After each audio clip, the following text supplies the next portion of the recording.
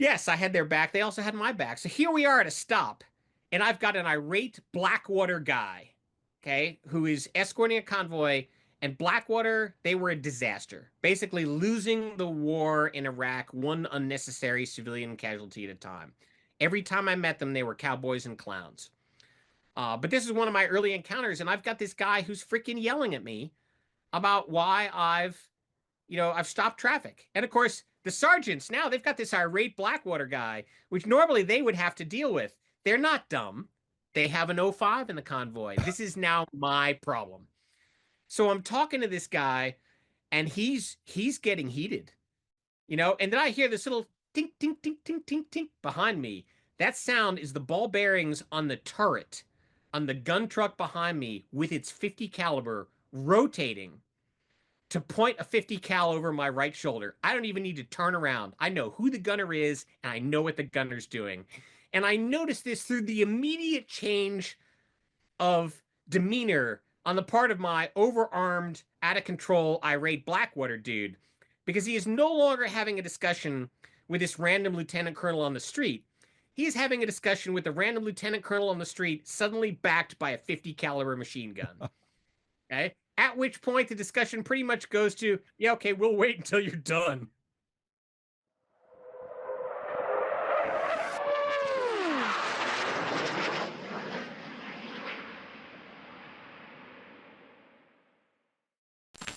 Recording in progress, baby. Bring it on. Starbaby, welcome back to 10% Truth. Good to see you again. Good to be here. Right, this is, let's just get some announcements out of the way, some administration for the audience's benefit before we launch into this, which is part 2 of our Light Attack series. So if you're listening to this, I've just said it's part 2, which means there's a part 1. So if you haven't listened to part 1, go ahead. I'll put a link in the description. Go and watch that before you watch this, because it will make much more sense if you do that. And if you're listening to it and thinking, well, what is the Light Attack series, then we very briefly will have 5 interviews. This is the second of those 5 interviews. The next one will be with Hanky Cunningham, former F-14D Rio and F-18 Super Hornet Rio, and also a guy who worked with Special Ops on the OV-10 side of things. That's Combat Dragon 2. The 4th interview will therefore be Combat Dragon 3, which was the competition the Air Force launched between Super Tucano and 86. And for that episode, Starbaby and Hanky will come back and discuss together their experiences of that. And then we'll round off with a fifth episode, which will be Starbaby talking us through his weapon systems video from his flying of the 86, which I'm really looking forward to. So that's the flow, that's the plan. If you're listening to this on Spotify, 2 things. Firstly, please drop a comment and subscribe to the feed, and give us 5 stars and do all those sorts of things that help me to gain traction on that platform. But more importantly, this won't make sense, but Starbaby has as his background for the beginning of this interview a picture of himself wearing spandex in front of a palace in Iraq. So you need to come onto YouTube and have a look at that. He actually put that in to spite me, because I said I don't want to use that, and so therefore his response was to use it. So thank you. Hey, and also, if you're watching this, if you're watching the YouTube version of it or the video version of it, you'll notice that Starbaby looks trimmer and younger, and I look fatter and older. But there's only really been a week between the first episode and the second episode. So how does that work? Well, the answer is that, of course, Starbaby is the equivalent of Benjamin Button in that he ages in reverse and will probably die looking like a baby. But more importantly, it's because we recorded part 1 about 1.5 years ago. So this has been sitting, waiting to go for about 1.5 years. And the long and short of it is that I'm just really excited to get moving with it. So that's it from me. I don't think I have anything else to say. Starbaby, No, but I do. Okay, go ahead. I actually met an 11-year-old fan in Germany while I was there a couple weeks ago, Jack. So I just wanted to give a shout out. And also apologize in advance for any words I'm teaching him that his parents don't want him to know. Is Jack German? Pardon? Is he German? Jack is German? No, he's not. Okay. He just lives there. Okay. All right. Okay. So it's not like he could use those words and his parents wouldn't know what they are because they're German speakers. His dad taught him to me in the first place. No big deal. Well, Jack, hi from the UK as well. Nice to have you as a fan of Starbabies. Hopefully, by extension, you're a fan of the channel. I don't know. If you are, drop a comment. Let us know. Be interested to find out. All right. Anyway, Starbaby, get on with it. Start talking. Do some stuff. Okay. So when we left this tale, I had just gotten to Baghdad, and of course that's one of the palaces in the complex on Baghdad. And I had just been attached to the COIC, which was the counter IED center that they set up in the Al Faw Palace. And we'd prearranged this with the army. The reason for me to go to the COIC and to be attached there was to use it as a base to go outside the wire and actually accomplish my mission.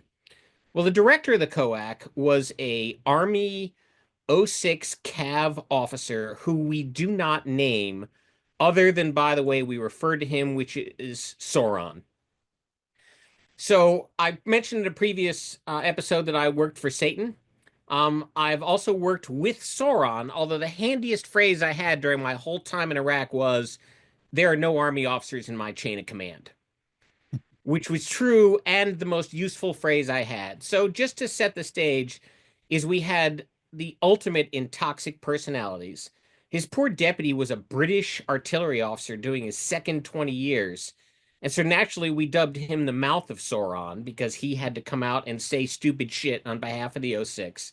Everybody who's been there knows exactly who I'm talking about. Guy, he had like really silver gray, high quality hair.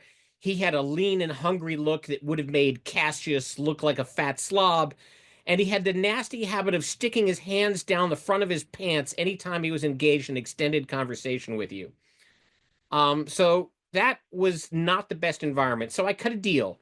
Said I would do a 50-page analysis of classified analysis of Iraqi insurgents groups, and then he would essentially help me get outside and do the mission. And so I accomplished that analysis in record time. It was actually good for me. I wish I still had it. But it was a good education on my part. And of course, he immediately reneged on the deal, and I said, "Screw it, I'm out of here." And I moved over into a different palace, essentially in the Air Force House, and went to work with a different set of folks, and then started hanging around with the JTACs. But while I was in Baghdad, I started engagement with combat engineers. So I basically bicycled across the base, and I hooked up with the combat engineers, and I said, "Hey, this is my mission. Can I join your patrols in Baghdad?" And they said, "Sure," not knowing quite what they were getting. Um, and they're kind of uneasy because, the highest ranking officer on a normal patrol is a captain. More likely it's a lieutenant. Okay, and here's this lieutenant colonel fighter guy, walking around. But like anything else I did in Iraq and Afghanistan, I changed the perceptions of me by telling stories. So I enter, and of course, I'm a lieutenant colonel. These are guys who may go through an entire 3-month tour and not see their own battalion commander, who would normally be the first lieutenant colonel in their chain of command. Um, and so I need to shift them away from a thought process that treats me like a lieutenant colonel and towards a process where they enter the imaginary realm of what they think fighter aviation is like. And so I do that by telling a couple stories. And they're flying stories and they're air show stories, and um uh let's just leave it at that. They're stories. And after a short period of time, the paradigm changes. Okay, yes, I'm still an '05, but I'm really the first fighter guy that these guys have ever met. And at that point, once they shift their paradigms, they realize that I'm there to learn, and most of them realize that they are capable of teaching me and that I'm happy to be taught. If a private first class wants to explain to me why he drives his Humvee the way he drives it when he's going under bridges, I'm happy to hear it, even if I already know the answer, because that's my goal. It's to get guys to teach me things. And at Baghdad in 2007, there were a number of training efforts that had been made. So the Puerto Rico Army National Guard had set up an IED, so an improvised explosive device, what we all call roadside bombs, set up the training course. So you could go through a 1-week course and it would tell you, this is what they look like. This is how they're laid out. Here, hold an example of one. Yes, it's been disarmed. And you go through the training course. So the Puerto Rico Guard, their combat engineers during a rotation, set up this whole facility. And then combat engineers would come in and they'd rotate out. So I would basically hook up and go on patrol through all the neighborhoods in Baghdad west of the river. I did all of them and did all of them, most of them quite a bit. And so, unfortunately, I've lost or I don't have on this computer some of the photos, but I'll show you some others from other neighborhoods. But what engineers would do regularly is they would do patrols in which they would just go out over the same route over and over again, different timing, but same route, and they look for changes. And we all got to a really good point is, where you could recognize the neighborhood and you could recognize day to day changes to the neighborhood. And that was the secret. The sensor for countering your embedded IEDs was to be familiar enough with your entire patrol route that you could detect any changes that might be a threat. And I'm going to show you some examples when I bring up the slides. And we would go around in protected vehicles. And I think with that point in the introduction, let's see if I can share some slides and see what we get to. Just before you do that, Starbaby, can you just give us a 30-second précis of what your objectives are then? So if there's a possibility somebody won't bother going back and listen to part one. So why are you there? Oh, I should say the heck with them. Go back and listen to part one. Okay, so the reason I'm there is because I have argued since the demise of Horned Owl that the Air Force is not putting their best foot forward in terms of air support. Not in terms of close air support, but in terms of providing capabilities from the air that can assist the guy on the ground. And my theory is that the way you need to do this is you need to put experienced aviator instructors on the ground embedded with ground forces, not in a JTAC or a liaison officer role, so that you essentially have somebody who's willing to walk a mile in the Army's combat boots and understand the conditions that they are facing from their point of view, and then say, oh, well, we can use air power to help that. So I went through the Army Asymmetric Warfare Group is a very interesting organization full of amazingly talented people, most of them special operations background. They were at Fort Meade in the prison, actually. They had, I think, five squadrons within the regiment. And they put me through the same combat skills training that all their people came through as they went in. So that taught me basic shoot, move, communicate stuff so that any ground team I embedded with was not going to be endangered. But in terms of skill set, I never went to infantry school. So it's at best, I'm a private first class with much better marksmanship skills, much improved situational awareness, and no knowledge of tons of things that infantrymen do. There are things that I know because I know my own limitations to stay away from hand grenades. So when given the opportunity to throw hand grenades, I turned that right down. Because my throwing skills are nothing to brag about. And, in under those conditions, why throw a hand grenade? If I'd been a high school quarterback or, the star pitcher of a baseball team, hand grenades all the way. But I know from experience that I can be beaten in a backroom frozen ravioli fight by the pitcher from the girls' softball team. So given those throwing skills, grenades are right out. So there's lots of things like infantrymen. I did not know how to clear a room with a 4-person stack. I had to be taught that with asking the questions. So there's tons of things I don't know, but there's also tons of things I do know in terms of counterinsurgency ops and air power ops and sensors that your average guy doesn't. So I had convinced General Warden, Mike Warden, who was the director of the Air Force Weapons Center at Nellis. I was assigned to the Irregular Warfare Center of Excellence at Nellis, which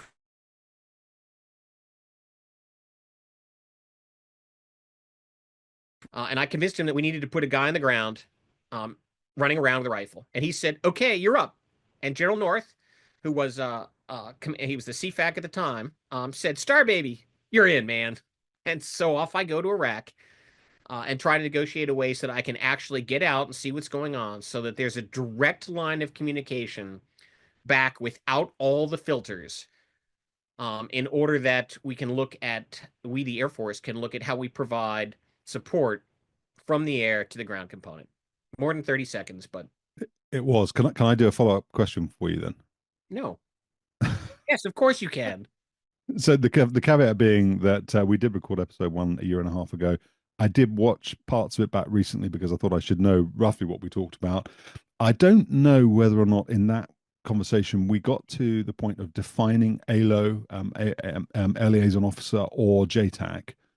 And when you were just saying, you know, what we need to do probably is embed a aircrew instructor level individual with the army.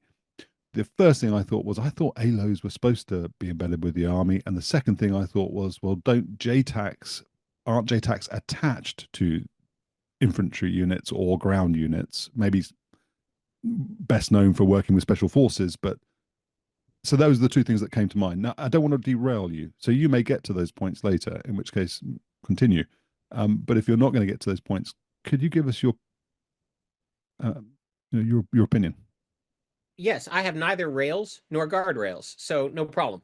So the air liaison officers have been, this dates to at least the Second World War, Air Force aviators who were embedded in Army units. It used to be we had specific squadrons for that with aircraft. They were the Tactical Air Support Squadrons, the TASs. So when Spike Benešek flew OV-10s, or when Dave Lucia flew OV-10s, they were in a TAS. Those went away, and we got Air Support Operations Squadrons, which are a mix of air liaison officers and JTACs. And JTACs are Joint Terminal Attack Controllers. These are mostly, at the time, they were almost entirely enlisted. It took us a while to build an officer career path for that. And so these were guys who were specialists in calling in aerial support in order to support the Army or the Marine Corps if the Marine Corps didn't bring their own. But you can have Navy JTACs, you can have Air Force JTACs. The Army tends to use JFOs, Joint Fire Officers, which isn't quite as high as a qualification as a JTAC is. NATO JTACs are trained to the same standard. The Aussie and Kiwi JTACs meet U.S. standards. So it also became a way for NATO partners to contribute to the air power fight with professional, well-trained aviators in a way when they couldn't bring a lot of Air Force capabilities to Iraq or Afghanistan in support of those coalitions. So the difference between my role and a JTAC role is that I'm not calling in fires, although I could have under the emergency CAS rules. I never needed to. Nobody ever needed me to. And that my mission is different from that. So these guys are experts in delivering fire. You know, I'm more of an expert in the general application of air power. Yes, I'm a fighter guy. Yes, I can do close air support. Yes, I have. But I'm going well beyond that capability. So that's the nutshell. Those guys are embedded, but they're embedded in an air support role. They are not embedded as riflemen at the squad or platoon level. And that's what I was doing. So for military police, infantry, or mostly combat engineers, I would embed as a rifleman. A totally different perspective. Okay. Plus, it meant I didn't have to carry around all those radios. I mean, JTACs, poor guys. I mean, they carried all the equipment that an infantryman carries, and then they add radios, batteries, antennas. And it's a nightmare. I mean, if your most heavily laden guys were the JTACs. Okay. Good to know. All right, so now I'm going to share, and this is just to open up. So this on the left is me being professional, and I have no idea who took this photo, but I'm in the Alpha Palace somewhere with a whole bunch of other officers sitting down and watching something, and I am obviously bored out of my mind and completely undercaffeinated. On the right side is me being less professional, with my Han Solo style drop holster, and what I'm holding is an empty bottle of Arrogant Bastard Ale. So Arrogant Bastard Ale is from the Stone Brewery in California, and it was my traditional promotion present for years. Somebody, one of my fighter buds would get a promotion, and I would give them a bottle of Arrogant Bastard Ale. And that applied even to guys that pinned on 4 stars. It's 22.7% beer. Like all beers, it's no doubt disgusting, but other people seem to like it. No, sorry. No, it's 22 ounces. It's the alcohol content is high for a beer, but I don't remember the number. And they had a little competition at the time. Show us your picture of Arrogant Bastard Ale. So I had a bottle of empty, because remember, General Order 1 can't have alcohol in theater, unless you're general officer because they don't feel themselves bound by their own orders. And so I had a picture taken in front of the palace with me holding arrogant bastard ale for the competition. I think I should have freaking won hands down, but I never heard a word from them, pansies. Um, so and you will note, as I told in the first episode, you will note that I'm wearing a tan flight suit, solid green ammunition pouches, and I think this is an army pattern camouflage hat. No, it might be my Air Force Tiger Stripe one, same color scheme. I finally got that. Aviator shades. This is essentially my combat uniform. Even when I go outside the wire, I just add body armor and swap the hat for a helmet. Baghdad. We're going to talk about Baghdad. This is what Baghdad looks like. This is a shot I took out of a Black Hawk helicopter heading north when I was flying over the neighborhood and thought to myself, I recognize all these intersections because I had been on patrol in them. I recognized them from the air, so I took a picture. A lot of suburbs. It's kind of a dusty green, but there's plenty of foliage. This is what it looks like over most of the city. The thing that's missing that you can't see that's obvious in this particular neighborhood is that at the time the electricity grid had largely collapsed, and so there was a lot of local setup electricity grid. So there's webs of wires going everywhere, which brings in its own set of problems. So with that in context, I want to talk about patrols, but I'll pause to give you question time. The one question that I was thinking about, maybe because I'm a bit dull, was weather. So, being a Brit, I think of Iraq as sunny and sandy and dry and what you would expect in the Middle East. But I know it can also be cold, and it can. I think it can even snow in the desert. So, when you were there, what were the conditions like? So they varied. So I was there from a hot point in summer, all the way around to January. So I actually saw pretty much most of what they had to deliver. And in 2007 over to 2008, there were some definite changes. So it doesn't rain a lot, but when it does rain, there's some pretty serious thunderstorms. And I'm going to go into a story right off naturally on thunderstorms. When I was there, we got enough snow to cover the ground, which was a shock. January 2008 was the first time there was enough snowfall to give a quarter inch of snow to completely cover the ground. That was the first Wow. time in living memory in Baghdad. Up in the north, Iraqi Kurdistan, around near Mosul, Talafar, that's colder. That's where you start hitting the mountains, and annual snowpack is a regular thing. In the south, you're more towards the Gulf. You get a lot more humidity, but it is largely a desert environment. But remember, this is the Fertile Crescent that you learned about in your history books. So the Tigris and Euphrates rivers are the key to life in Iraq, Hmm. and so there's tons of palm trees, which is mostly palm trees. There's scrub brush all over the place. It's not like the Saudi empty quarter, which is there is nothing but sand dunes, and the occasional Bedouin going someplace else. Uh, the it's a living desert. Okay. In Monty Python terms, you could say, "Bring me a shrubbery," and somebody could come up with one. So tell us, are you going to tell us the thunderstorm story now or later? Yeah, no, I'll tell you now because Okay, go otherwise on. I'll forget. Yeah. When you're intensely ADD, you might as well just go stream of consciousness. So there I was. I'm in my hooch. Now I have like 1/3 of a trailer. I have to myself, one person. It's got good air conditioning. I finally get internet set up by putting an internet antenna at the top of my very tall concrete T-walls. Um, and I'm reasonably comfortable. I've got a great table, steel legs, a thick plank tabletop. That's my ad hoc bomb shelter. It's 2 o'clock in the morning one day, and all of a sudden I hear boom. And I'm rolling out of bed, grabbing my helmet, and I am under the table before I'm fully awake because somebody has just freaking blown the gate. And so I'm waiting to see what happens, and there's boom, and it's like that's the follow-up. That's exactly what I expected. And I hear the debris that is now hitting from the second explosion that is now hitting the roof of my trailer. And suddenly my brain catches up with me, and I go, "That's rain, you dumbass." And sure enough, there are giant raindrops just falling out of the sky. They are so big that in the dust, they were actually making impact craters. So you had little wet impact craters is the first thing you see when the stuff comes down. So, like many people, I'm not necessarily my best when waking out of a sound sleep at 2 o'clock in the morning. My brain finally catches up and I'm in the middle of a thunderstorm.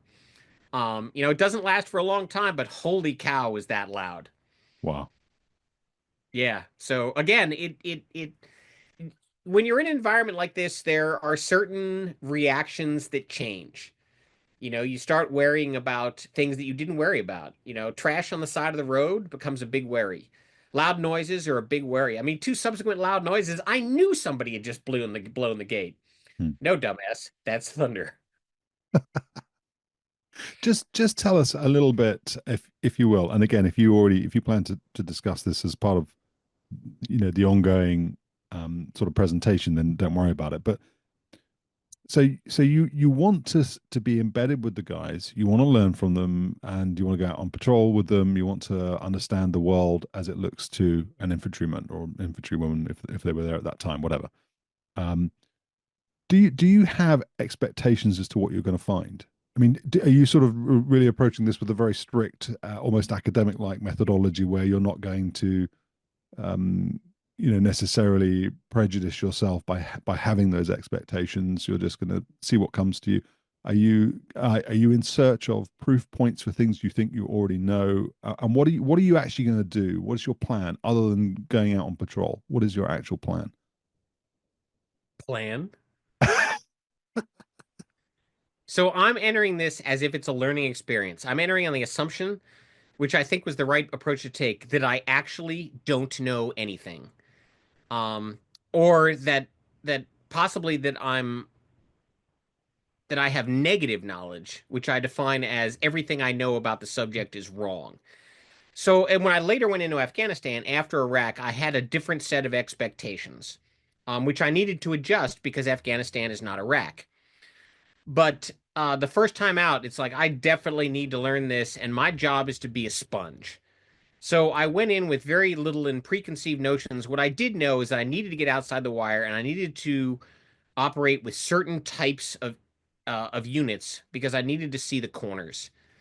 Yeah. And one of those, the reason that combat engineers and MPs are so important in my scheme of things are that Iraq at the time was divided up into medieval style baronies, where each brigade commander was the baron. Okay, and we refer to those guys, they're cav brigades or they're infantry brigades or their armor in some cases. They're the landowners. So because if you're a landowner, you have to define the boundaries. So their boundaries are strictly defined. Military police and combat engineers, they're not landowners and they have to cross those boundaries all the time. And so you're more likely to see the seams in the big picture when you are dealing with the rovers rather than with each of the individual baronies. So think of them as knights errant, where Mhm. they're just running around and I'm just following along, Panza on his donkey, um, trying to see whether or not that's really a windmill. Did you have then? I guess that excludes special forces then, special operations types. But It does. Special ops are a special case, and they they're also much more of a unified organization because they get first call in terms of what capabilities they can bring to bear. They get first call on air power. So conventional forces fairly regularly see an AC-130 gunship. It is Air Force Special Operations Command providing support to other elements of Special Operations Command. So one, they don't need my observation because they're already doing things in their own way. In the same way that a Marine Air to Ground task force isn't going to benefit from my observations. The problem is with conventional forces. And so we have to find our own solutions. There was a lot of resentment from conventional forces among the conventional forces for the special forces because they believed that special forces stole their air power all the time.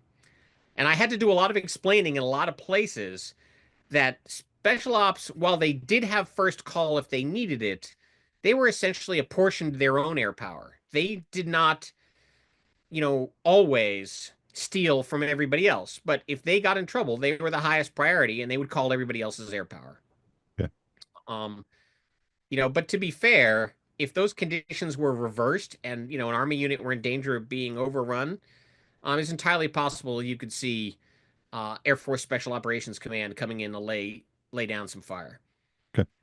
So it's all based on, it was silly, but it was one of the things I spent a lot of time explaining was how air power is apportioned to various ground units, and that special ops are not really stealing your air power, although maybe you would like better tailored air power. So without hesitation, when you ask a soldier what kind of air support he wants, it's A-10s and AC-130s.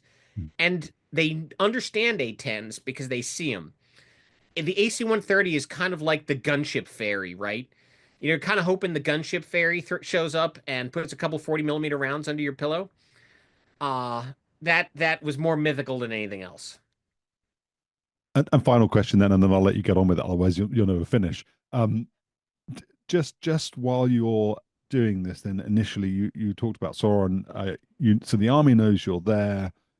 Is there anybody in the army saying, well, we should do this in a reciprocal fashion? We should be, once you're done, let us come and spend some time with you in a fighter squadron or at Nellis in the asymmetric warfare group.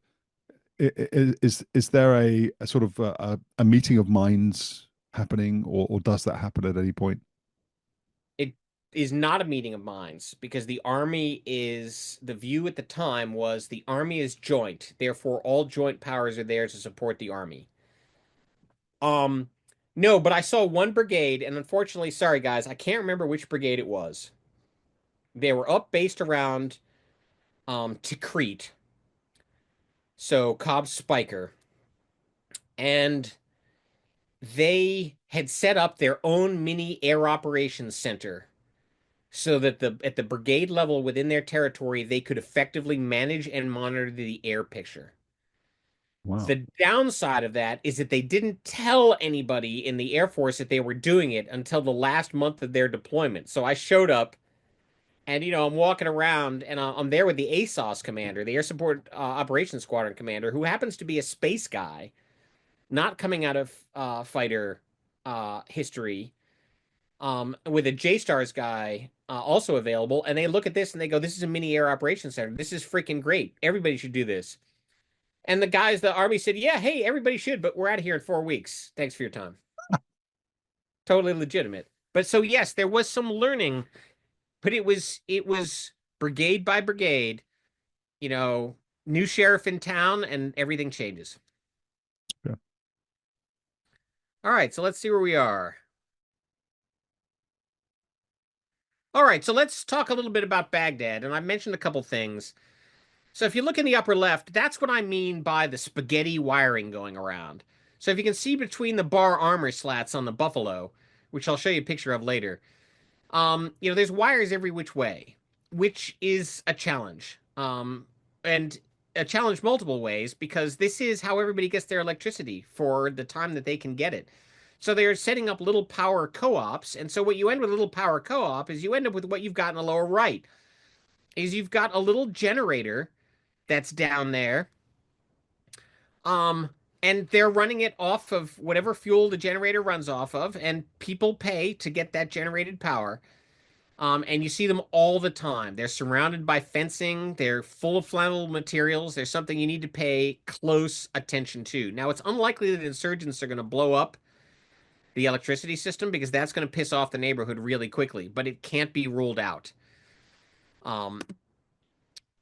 This is what the roads looked like in 2007. Later on, all the guardrails would disappear, but the guardrails were hiding points for explosive devices. So, and there's a trash problem.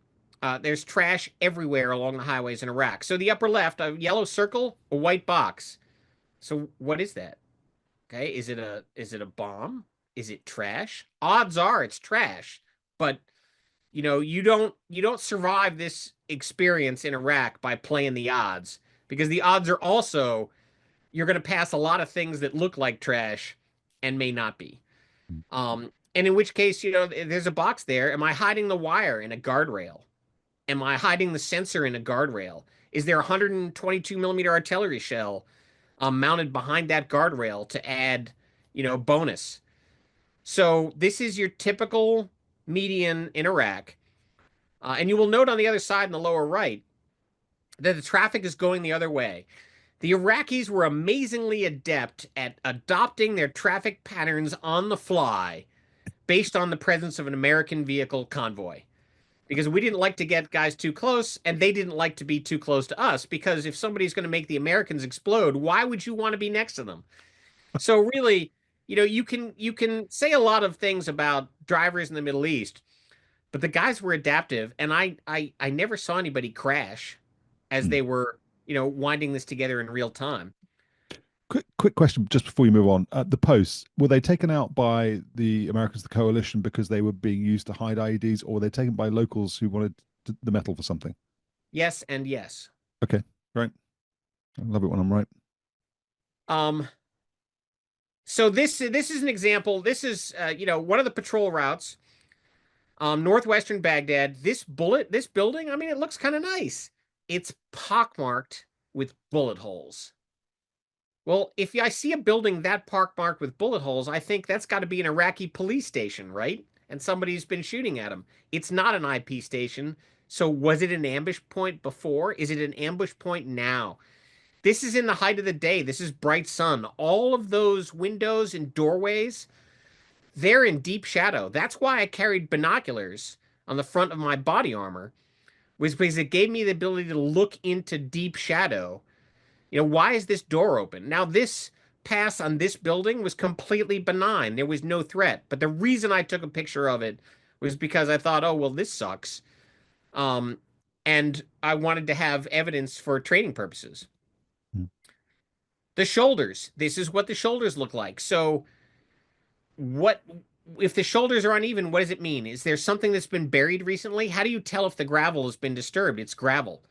And what about the low cover? Well, the advantage of having brush there is green brush indicates it probably hasn't been disturbed, because if you disturb the brush, the grass, it's going to die pretty quick if you damage the roots. But still, it's still low cover. You look on the right, that's high cover. Okay, that's a variety of bamboo, growing along a trench. That's dense. And then you see concrete debris everywhere. So as you started seeing T-walls proliferate, concrete walls proliferate, that also meant there was a proliferation of damaged and destroyed concrete walls. And what did you do with that? You didn't haul it off to the central dump. You dumped it right there. So we end up with concrete debris all over the place. It's another threat. This is a sign I saw. No VBID parking, so vehicle-borne improvised explosive device. So no car bomb parking is what that's saying. That was on the asymmetric warfare group's office, I think, near one of the palaces, and I copied it. Later had some copies made with a occupational safety and health explosion symbol on it. The company that did it for me, did it at cost. So I donated one to the Army Asymmetric Warfare Group, and then I've got one somewhere in my house. And, on my retirement I Love Me wall will be a version of that sign. Awesome. Possibly outside my garage. All right, so one of the interesting things we got in Iraq, and this was something you really needed a fighter guy for, as stupid as this sounds. We're always getting callouts from fighter aviators who are trying to help us out, okay? And they're reporting a hot spot on the road in front of us. So if it's a puddle, it's probably cold. If it's a hot spot, is it disturbed ground? Well, actually, recently disturbed ground will probably also be cold. What is a hot spot? It's a threat. We got to call it out. Tell the Army there's a hot spot on the road in front of them. The vast majority of time, it's a freaking dog. Okay? There are dogs everywhere in Iraq. They're wandering around, and they lie down in the middle of the freaking road. And so we were getting constant hotspot reports that the Air Force and the Marine Corps aviators that support us were unable to resolve. Army Apache pilots probably knew about it, but hadn't communicated it anywhere. So there I am on the ground, and I'm passing this up to AFCENT. It's like, dude, they're dogs. These hotspots are dogs. So here you've got a wandering dog, okay? But and she is not always going to be wandering. And when she lays down, she's going to lay down next to a pile of trash. And a fighter's going to say, geez, pile of trash for the hotspot. You guys need to look out for that. Thanks, dude. It's a dog. Um, Serious question. Did they ever make any attempts to use animals as IEDs? Not that I ever saw, which is great because it leads me into this slide. So livestock, if you see livestock running around, you're probably safe. Livestock are valuable, potentially more valuable than humans. And so they tended to not be they tend to be an indication that you were not about to be ambushed. To the right, there's command wire wrapped around that telephone pole. Can you see it? I can't see it either. That was detected by the Mark 1 eyeball of the guy in the right front seat of the Buffalo. That's that empty tire there. You can't see what's inside that. You know, that fits up to a 155 millimeter round. And in Baghdad, and particularly north of Baghdad, between Baghdad and Tikrit, even up as far as Cobb Summerall, the the road was not so much a collection of asphalt as it was a series of repaired blast craters with little bits of asphalt connecting it. And so here, there's a filled-in blast crater right freaking there. So there is command wire running up to that post, and I'll show you another picture of command wire How in a fast? second. How fast are you driving when you're taking these snaps? Are you zooming through these No, spaces? hell no, we're on patrol. We've got to eyeball everything. We're 10 to 15 miles an hour. Okay. And do you ever stop? Yep. We stop anytime we think there's a threat, and we deal with it one way or another. Okay. It's what engineers are there to do. Combat engineers are there to, build obstacles or make obstacles and clear them. That's their thing. Another look at Baghdad. Again, another Apache shot. So, mosque towers. Um, you get this is as you get to the denser part of the center of the city, you see more built up. But this is not a collection of skyscrapers. This is just where you move from the 2 and 3 story zone into the, 4 and 6 story zone. Kids will always wave at you, and we will always wave back. And this is an interesting picture, not because that little girl always waved at us if she was out. It's because that's like the only pickup truck in the entire freaking country that is not a white Toyota. All right, and before I disconnect the temporary slides, this is a Buffalo. This is the IED hunting vehicle of choice. It has a V-shaped hull. It is designed to roll over a 500-pound explosive and take it. Wow. It has bulletproof windows. In this case, it's got bar armor. It's got a robotic arm with a camera array. And most importantly, it has really, really good air conditioning. So it is the ride. Obviously, it has a suspension that you would expect from something that's designed to shrug off explosions, so it rides like a Cadillac. It is a nice, monstrous vehicle. This is an RG-31. And so this was one of the MRAPs that we got. Of course, it's got a gun turret, gunner up top, basically positions for 5 people. And that is a very common patrol vehicle. Everybody uses them as soon as they could get away from Humvees that were death traps. You're going to note that the RG-31 in the background has what looks like an air duct bolted to the front bumper. I'll show you a better picture of that later. These are Huskies. Okay, so the Husky on the left has a blower on it. The Husky on the right has a robotic arm. And this is referenced me and not as you're looking at it, not as you were sitting in it. These are one-person vehicles where the front end is the same as the back end for repair, V-shaped hull. They're often the point on a patrol because they're designed so that if it blows up, it's easy to fix and the one guy in the top is protected. So I've seen a Husky hit an IED. I saw the smoke just go up on both sides of the vehicle. It was a V-shaped smoke cloud. And the dude, we went over there to extract him because the vehicle was immobilized and he had hurt his pinky. Wow. That was in Afghanistan, so that comes later. This is a death trap. Okay, this is an up-armored Humvee with Frag Kit 5 and a Rhino bar on the front and electronic warfare gear and the gunner station. It has a flat bottom. If you hit an IED, chances are everybody in that vehicle is seriously wounded or dead. Hmm. And by this time, we had added so much weight. I mean, driving one of these is horrific. Um, if you took one of the chow hall, you wanted to back in so that you could drive out forward because trying to back this out of a parking lot, it if you can imagine driving a cinder block with a big water tank on top of it, that's what driving one of these things is like. Really? Um, well, yeah, why they let me drive one is completely beyond me, but it was, kind of like all we had. Give the officer a freaking car. And it's got extra armor panels on it, but if it hits a mine, everybody in there is seriously out of luck. Okay, so that's where I'm gonna stop the sharing because I'm gonna, you know, wrap up a couple discussions in Baghdad. So I'm patrolling Baghdad regularly. I'm getting to learn it was fairly quickly that the combat engineers discovered uh well, I discovered a couple things about them. One is I liked guard units a lot. And the reason I like guard units was because they weren't all 22-year-old soldiers with a very limited out of high school skill set. If you needed a welder, you had one.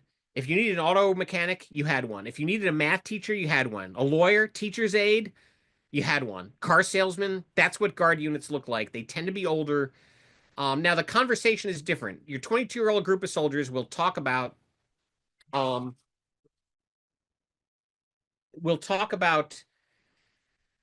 like video games, Tiger Woods golf, their score on Call of Duty, and they will. If that discussion is totally different in a guard unit, because guards are drawn from states, and a unit can also be pretty local. You're getting the full story on the most recent divorces, who's sleeping with who beat up who else's brother-in-law, because they disrespected your sister. Um, you know, what principal of what school is sleeping with which teachers? You get a totally different level of conversation. Um, and I'll tell some guard unit stories. But the other thing is that it takes very little time for me to be promoted up to the lead vehicle. So it's shortly that I'm in the point vehicle. And so I pointed out to the guys, I said, okay, so one of two things is happening.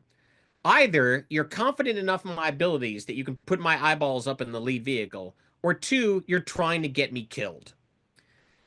But what was happening is that the engineer units were all asking me which patrols I wanted to go on. So it's one of the things, it's a minor point of pride throughout this, is that I was never with a unit that didn't ask me to go out more than I did. They always asked me back. And, and my job in a vehicle, so let's take an RG 31, for example. We've maybe got four people. So we've got the pilot, we've got the truck commander in the right seat, the pilot, the driver, the truck commander in the right seat. You've got the gunner up top, and there's me. Okay, we're all on headsets, we're all connected in the interphone. What's my job? I have two freaking jobs. One, I am the snack meister and bartender. So we used to save up these little cans of Rip It, which were energy drinks. Is you'd only take two cans out of the chow hall every meal, two cans of whatever, and or two milks. Like we were going to take milk out of the chow hall in 120 degrees, right? So you kind of stock up on Rip Its because they were your energy drinks. You didn't have Red Bull handy unless you paid for it. So you're stocking up on these to go out on patrol. And so my job is to hand out the Rip Its, or if we stash a bunch of snacks, or I was the guy that was going to hand up the ammo. So the first thing I ask for the gunner is, how do you want your ammo can? And this sounds like it's a stupid question, but some guys wanted it fully closed. Some guys wanted it open. Some guys wanted it open with the first set of links hanging out. Just figure out what the gunner wants. And when the gunner calls for ammo, bang, there's going to be a box of ammo. And they're going to know exactly where to look for it because I have one freaking job if the gunner's calling for ammo. And so that's kind of my role, but I'm an extra set of eyeballs. And in the meantime, I'm going to tell stories, keep them awake, and I may talk about counterinsurgency doctrine. I may do a lot of teaching in that. So I noticed though that among the engineers were never short of Rippets. They were never short of these little energy drinks. And I said, guys, why are you never short of Rippets? And I've got a specialist for, no, maybe a little higher ranking, but a specialist looking at me and saying, well, sir, we're engineers. So at 2 o'clock in the morning, we go up to the storage area, we cut the fence, we take all the Rippet we need, and then we fix the fence like we were never there. This is routine engineer stuff. I asked, and I was talking to same conversation. I said, well, and I guess you guys have a spare. He said, yes, sir. I said, last night we had a Rip drinking contest. I said, you can't do that. You'll end up with heart palpitations. Well, sir, as it turned out, was smart enough to stop when I realized I could no longer feel my lips. I love these guys. I mean, I saw a guy in a relatively new uniform. I said, hey, is that one of the new Nomex fireproof uniforms? He goes, hold on, sir. Pulls a lighter out of his pocket, lifts up his arm, sees a stray thread, tries to set it on fire, does not light. Yes, sir, it's Nomex. Thank you. Thank you very much. So obviously they're comfortable with me because they're telling me stupid stuff. And I'm learning a lot. And occasionally we would stop out in the city. We would stop at Iraqi army posts. And so the one of my favorite encounters with his Iraqi private who actually spoke pretty good English. And he looks at me, and I refer back to the first photo, and he cannot believe he doesn't recognize my rank. He's never seen a lieutenant colonel in the field. He goes, what are you? I said, a lieutenant colonel. He goes, really? He goes, Iraqi colonel. And he mimes this. And then Iraqi captain. That's how he viewed his own officers. Now, at the same time, the guy was trying to talk me out of my watch, which he wasn't getting. But I might very well have given him a patch. But yeah, so we'd stop at Iraqi army posts. The Iraqi army, didn't particularly they were not necessarily going to be helpful, but I never actually was uncomfortable around them. I never felt like we had to be on guard with those guys. Hmm. So, we're going through the neighborhoods. We occasionally do some tourism, go out to the green zone, which is the fortified area with the embassy. And the reason you go out to the embassy is because they have make your own panini presses. And at least until September, they had a soft ice cream machine that worked. So that's good. Those are good enough reasons to go to the embassy, aside from the fact they have a pool. But there are monuments in the green zone. And so at the time, the units of currency were Doritos and bottles of Gatorade. So I went to the Iraqi Tomb of the Unknown Soldier, and it was off limits to casual visitors. And there are Iraqi privates guarding it. And, a bag of Doritos and 2 bottles of Gatorade, and that guy turns from the guy who's going to keep you out to the guy who is going to give you the guided tour without either of you understanding any significant amount of the other's language. So I got to the inside. I got to see it. This is kind of routine ops in Baghdad. So it's not all fun and games. Sometimes it's fun and games. And that lasted through my whole deployment, but I then got an opportunity to go north and go up into Talil and Tikrit. So, questions on Baghdad. I'm running around, I'm visiting locations. Oh, I have to tell another story, but no, good. it involves a barber. But ask your question. Okay. Well, so I'm curious. 2 things. Because I've got loads of questions, but literally if I ask them all, we will just never get to the end, and at some point I'll have to go to bed. So you very casually said that the lead vehicle in one of your patrols was blown up, and you saw the V-shaped cloud, and you went and extracted him because the vehicle had been immobilized. How often did that happen to you? How often did you come under fire? Did you ever get ambushed? Yes. It didn't happen much to me in Iraq. It happened a bunch of times in Afghanistan. So when I get to Afghanistan, I'll tell more about those stories. Okay. All right. And I have pictures. Okay. So you're excellent. So the second question then is, you also mentioned on the front of that Humvee there was some electronic warfare gear as an EWO. I'm assuming that you were very interested in that aspect of it. Is that part of your research? Are you looking at the effectiveness of those sorts of systems? I think it's common knowledge that the A6B was, I don't know if this was at the time frame you were there, but the Prowler was doing some work. Eat shit. Yeah, they sure were. So were the AC or the EC-130s. Is that part of your remit as well? And can you talk about any of those things? So it is. All I'll say about that, and I'll talk about some combat tests later. All I'll say about that is it is very difficult to assess the effectiveness of electronic warfare because when it works, you don't necessarily know it because you're not getting feedback from the enemy. Yeah, Okay. Where you get feedback is where it doesn't work. yeah, So in that stage, by the time I showed up, the solution was turn on all your electronic warfare as soon as you leave the gate and turn it off again when you get back through the gate. Okay. And that worked, except if you were trying to talk on UHF around Baghdad. The Apache guys abandoned the entire UHF radio frequency spectrum that they had in their radios because it was completely jammed out effectively 100% of the time. really. Yep. Okay, very interesting. Yep. Did you so as an EWO? I said I'd only ask two, but I've got to ask this follow up question. As an EWO who's been to the school, who understands in minute detail all these things, who has an incredible brain that can wrap his head around these things, did it feel weird to you that you would just flip a switch? You'd leave the because you're in the back of the F4G and you can look at the signals on those displays and you can figure out who the operator is by some of the things they're doing, and you just know this stuff intimately. And then the opposite of that is to press a button when you leave and then press it again when you arrive to turn the system off. So did it feel weird to you to do that? No. And the reason why is because the approach in Iraq for the crew, the electronic warfare systems, was brute force approach. But if you ever flew with an ALQ 131 Block 2 jamming pod with the receiver processor, which I did out of Spangdahlem, you would turn it on and you would forget about it because that had the computer and the smart jammer and it would handle the jamming better than you could punching control buttons based on what you see on your RWR. So as far as I was concerned, and if you were a buff EWO and you turned on the ALQ 172, it's like, hey, flip it to on and let it do its thing. So, whereas the LQ 155 on the B-52, which was amazing when in terms of power, that was semi-automatic, so that required some manual intervention. So it was completely normal. Turn on the darned electronic warfare when you leave the gate. It's just like a fence check. Okay, all right.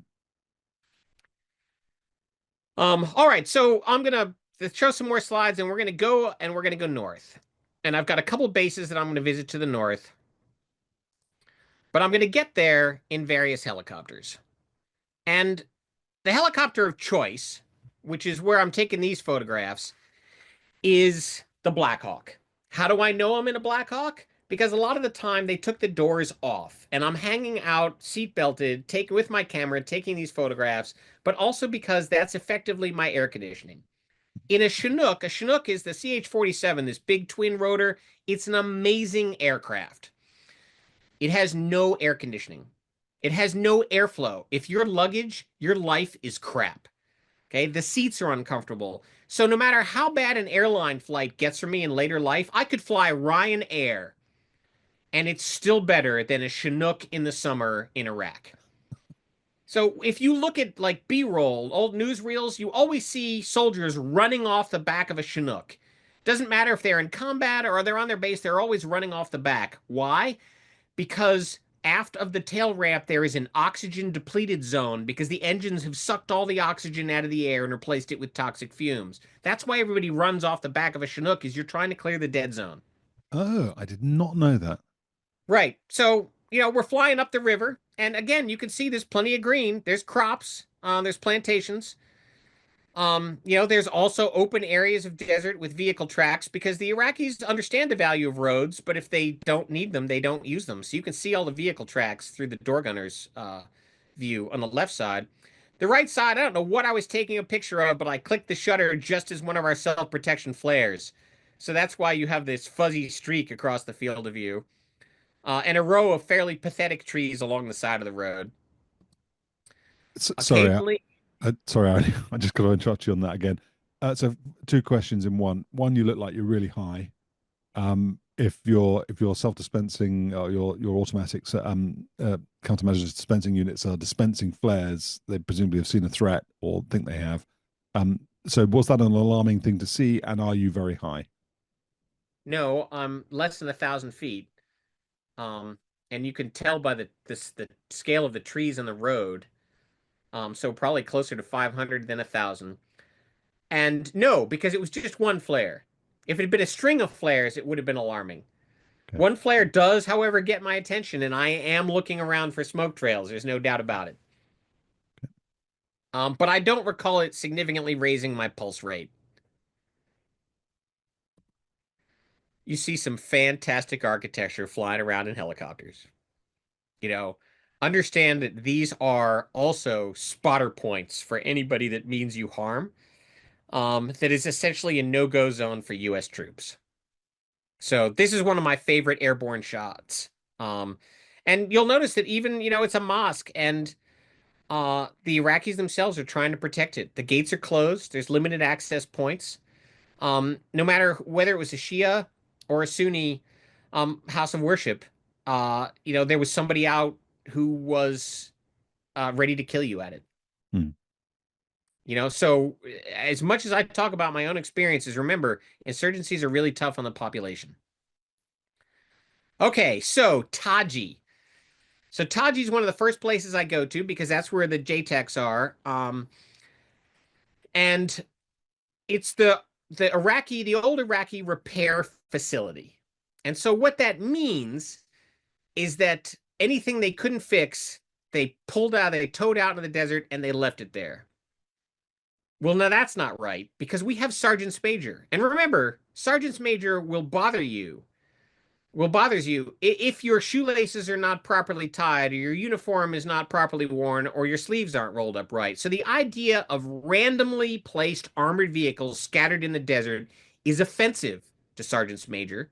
And by the time I got up there, they had spent 3 years meticulously lining up these vehicles in neat rows and making sure that there were no hazardous explosives in them. Wow. So it was a massive open air desert museum of military vehicles. Um, Frankly, I wish I had access to it today. Um, and so you got a BMP right there on the right. You've got an Iraqi battle tank on the left.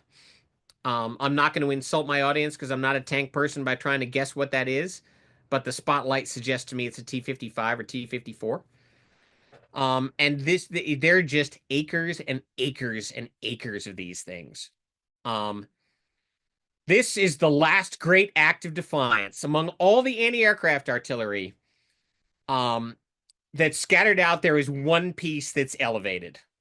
Okay, and so that's why I took this shot, is because that was it. Last act of defiance. So when Spike Benishek and Brian Baxley talk about AAA fire, this is an example of some of the guns that were laying steel up into the air. This is not a small weapon. What caliber is that? Um, I have no idea. I'm gonna take a guess and say it's either an 85 or 100. Yeah. Because I don't think it's big enough for a 130. Wow. I never realized they were that big. Yeah, I that's why I included the photo. And here we go. So there's air defense equipment. Now notice that everything has been spray painted. And that's because you're surrounded by the US Army and you can buy spray paint. So those two things guarantee it. So I'm SA2 launcher, of course I'm going to check it out, right? And they've got the launcher and the plate is not in Russian or Arabic. That plate is in English. Hmm. Um so there's a fire can, old AAA radar, an SA9 without any missiles on it. I mean, I learn more about the layouts. I'm shocked at how many of these vehicles have pieces and parts that are made of plywood. I always thought they'd be sheet metal. The long track radar, plywood.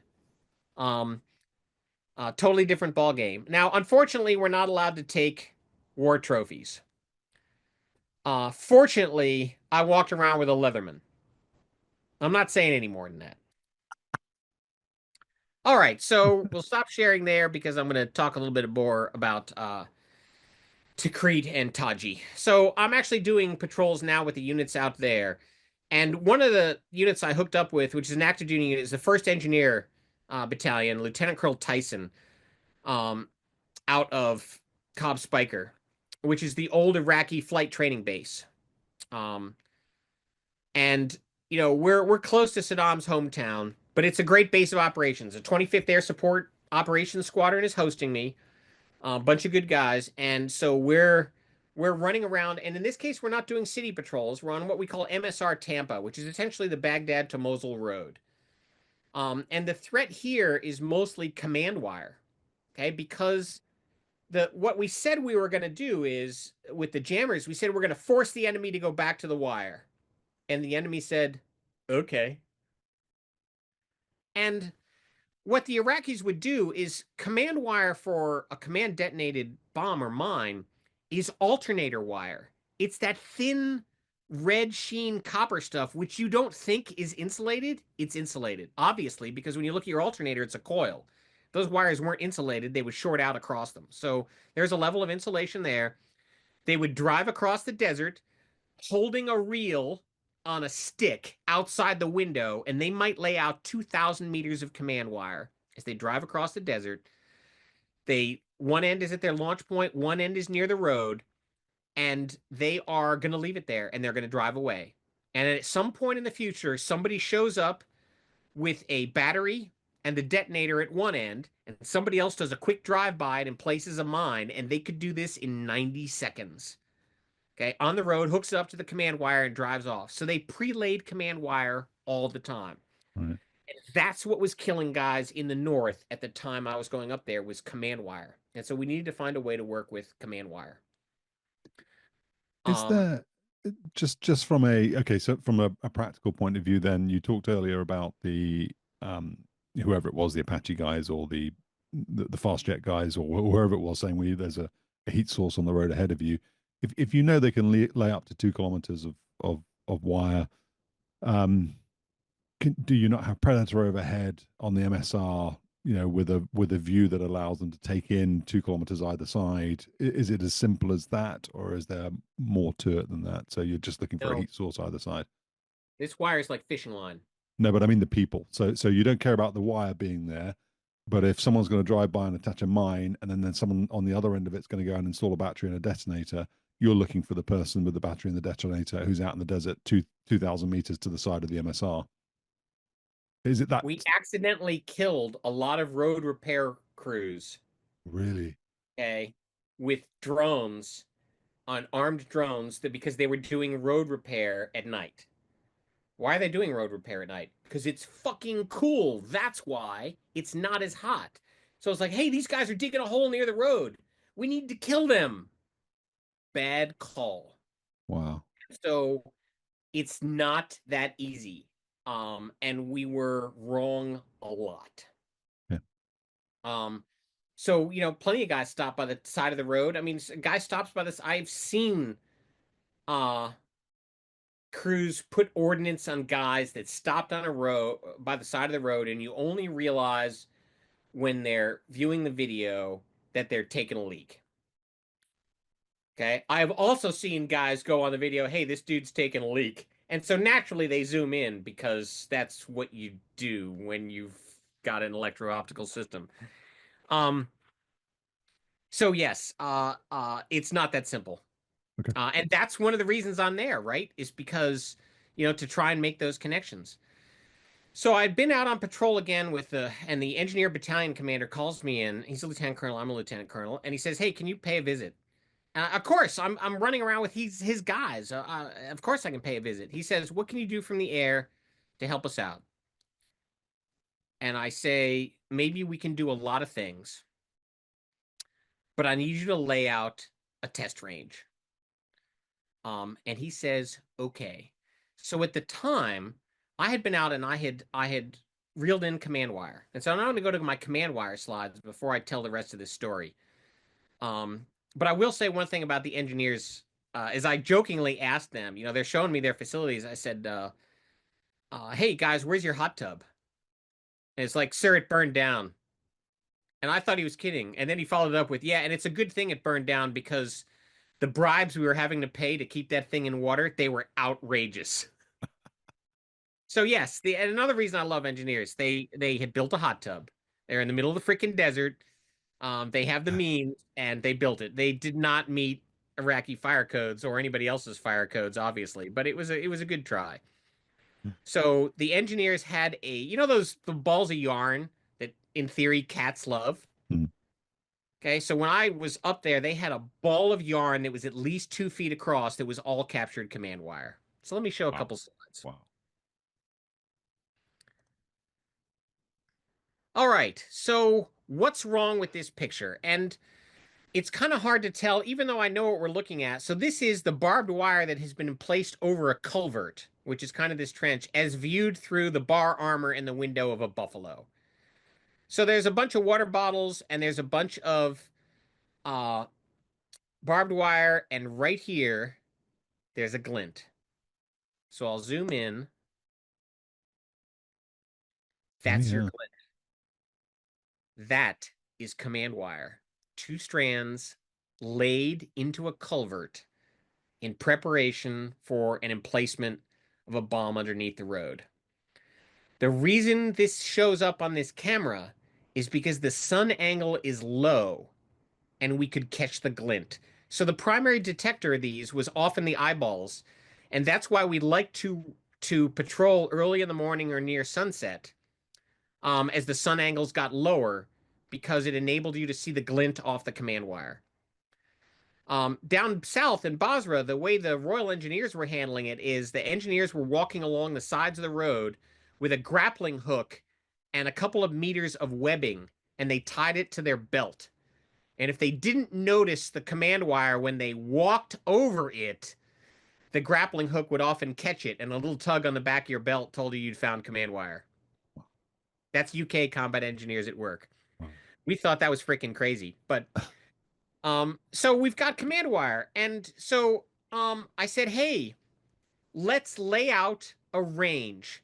Take your captured command wire and lay it out on a disused corner of Tikrit, and let's see what sensors we can point on it as people are just flying by. And so we laid out the command wire exactly as the Iraqis did. We're using their command wire. And actually, the poor engineers had to do it twice because they laid out the test range, the command wire test range, and this is big. I mean, this is a couple of hectares. And another engineer company that hadn't been clued in rolled along and goes, holy shit, command wire on the base, and they cleaned it all up. So it had to be laid out again. And then I coordinated with a bunch of guys down at the Air Force House in Baghdad, and we put a bunch of taskings in. So anybody with a sensor that flew by or could point their sensor and had collection that wasn't being directed elsewhere, I said, throw your sensors at the command wire test range and see what you can see. And you know what? You can see command wire on a variety of sensors. I suspected this because the navigation radar in the T-43 could make out fence lines around cattle ranches in Nebraska. So I suspected, because all this wire, you see how it's hung up on the brush? Hmm. It's not on the ground. It is a number of wavelengths above the ground, and I expected it to act like chaff and re-radiate. And sometimes it does.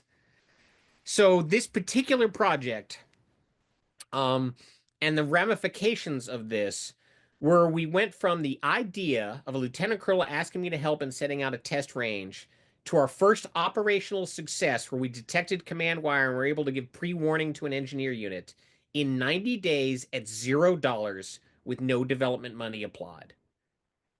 Just using taskings that were between the gap. I got an ass chewing like you wouldn't believe for pulling this off back in Baghdad. Really? Because the Sauron felt that because he was the director of the COIC, that all IED measures had to be coordinated through him, and I had not coordinated through him. And we're in a meeting. I mean, he called the meeting. He says, you have to coordinate through me. And I said, no, I don't. And it's like, you weren't allowed to do this.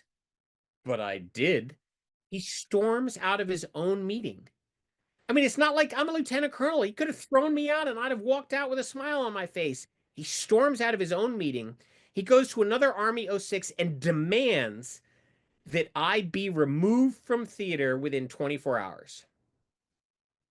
And it's like the other colonel, Colonel Smith, says, well, I can't do that because he's not in my chain of command. Because remember, there are no Army officers in my chain of command. And besides that, I mean, thrown out of Iraq on 24-hour notice, throw me in that there briar patch. What a story that would have made.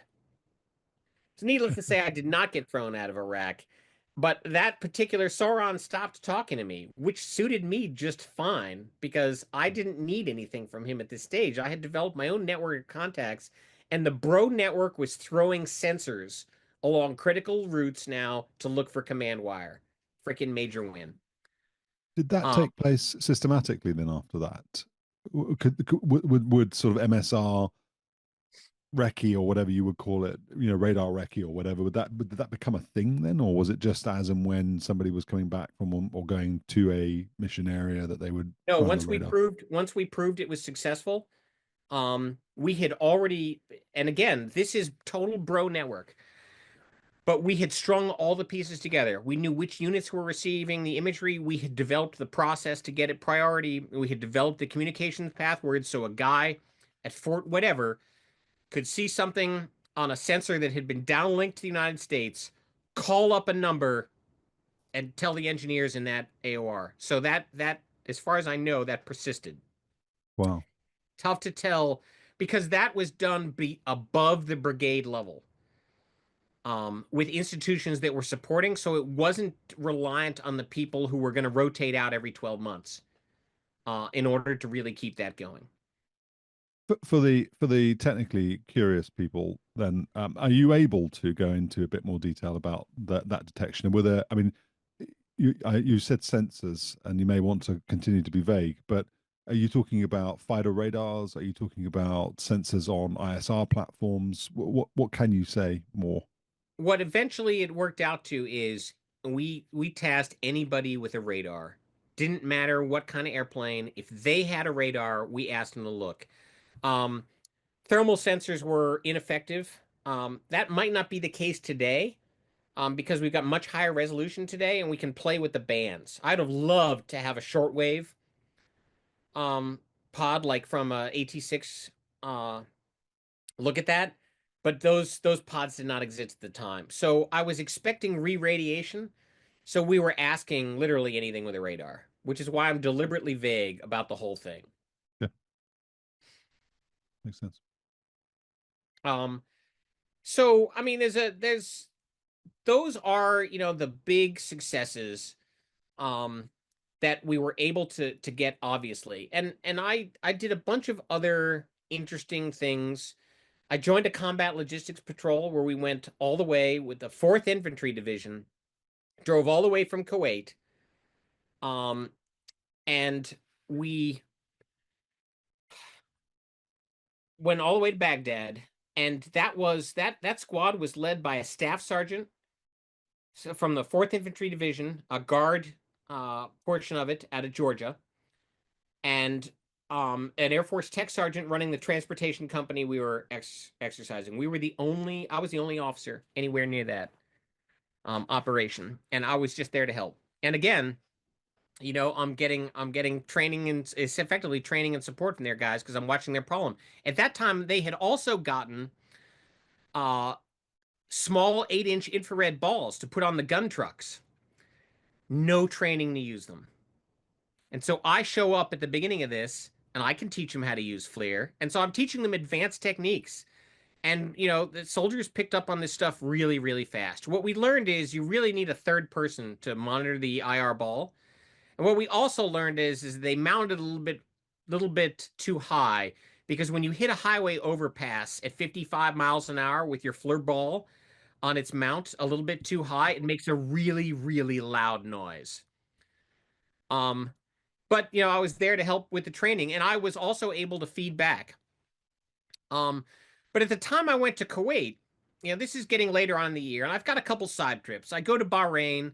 because we had a counter IED conference. So it was good to get out of country. I stayed in the most opulent hotel suite ever in Bahrain. It had 3 freaking bathrooms.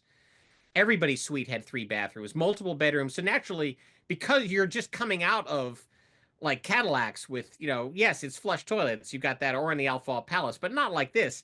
So everybody I talked to, and this is a point of discussion, every one of us that had come out of Iraq, we felt it necessary to actually use all 3 of the bathrooms. Okay, you couldn't just stick to one. You had to maximize your exposure to quality bathrooms, to say nothing of toilet paper that was not manufactured by the Pink Pony Company. Um, and I had I was now familiar with every fob west of the river, all the way up to Summerall, that had a soft ice cream machine. And I can tell you that Spiker had the best soft ice cream in country, hands down. They also had the Ginsu fruit dude. So whenever they got a shipment of fresh fruit, they lined it up, and they had a guy there. One of the cooks was great with knives, and so you would tell him what you wanted in your fruit bowl, and and the next thing you know, you've got chopped fruit. It was dinner and a show, and soft ice cream, right? So that was definitely my favorite chow hall in the whole freaking country, even better than the embassy. The embassy's soft ice cream machine broke in the fall. But around the fall of 2007, and remember, I've got 2 boys at home, and the Nintendo Wii is relatively new. So we're coming up on the first real Christmas season where it's supposed to be available in numbers, and you cannot freaking find a Nintendo Wii in a store. And I had dissuaded them from buying a Nintendo Wii with money they'd saved up, because they were going to buy a used one. That's all they could afford. And a used Nintendo Wii in the first year was going to be because it was broken. Um, So now the price has accelerated above their ability to get the cash, even if they could find one. And so I am on the great Nintendo Wii hunt. So I go through Baghdad. I cannot find a Nintendo Wii. We later found out Sue Tracy and I busted the black market ring accidentally that was trading Nintendo Wiis in Baghdad. Um, then I went to Bahrain, no Wii's. I'm driving over Kuwait, waiting for the convoy to start, trying to find a freaking Nintendo Wii, no Wii's. Okay, I am out of ideas, and I'm on this combat logistics patrol. We're headed north. We stop at this fortified freaking truck stop. And I go to the shopette to restock the Mountain Dew, because remember, I'm the bartender. And um in a pallet in the shopette at this fortified truck stop is an entire pallet full of Nintendo Wii's. And it's like, holy shit. So I rush back to the tent, because I was combat configured, and I don't normally have a credit card in my uniform when I'm outside the wire. Same like when I'm flying, right? Because if you're captured, you don't want the guys that captured you running shit up on your credit card. Okay, so don't go into combat with a credit card. It is just one more thing for you to worry about. You're already having a bad day. So I run back, and I'm running because I don't want this entire pallet of Nintendo Wii's to disappear in the next 6 to 9 minutes till I get my freaking credit card. So I go and I buy the Nintendo Wii, and I'm a hero now. I'm in the middle of Iraq, somewhere south of Talil, at a fortified truck stop where I can't even remember the name. We place it in the middle of the gun truck, surrounded by discarded body armor. So actually, the best protected thing in the whole freaking truck is this Wii. And I mean, and so I make it north and drive to Baghdad, mail this home. I'm a freaking hero. And I'm traveling with really a platoon I really enjoyed. And they were getting really comfortable with me. And we had another stop where somebody at the Transportation Command had tried to promulgate a change in the rules of engagement. So, for tactical reasons, we drove everywhere we could at 55 miles an hour. We closed both roads, both directions, while we refueled, because you can't it's a multi-day trip, and you can't drive all day without refueling. So we'd stop, we'd refuel out of jerry cans, and then we'd move on. And when we did that, we'd stop all traffic so nobody could approach us while we were refueling. That pissed a lot of people off. But the squad I'm with is now really comfortable. I've helped them with the IR sensors. I've cleaned up their radio. They all talked like truckers on Citizens Band radios from Smokey and the Bandit. And so I gave them a quick training course. This is how you talk. This is how you do check-ins. So it's like the Brevity Code Star Wars episode.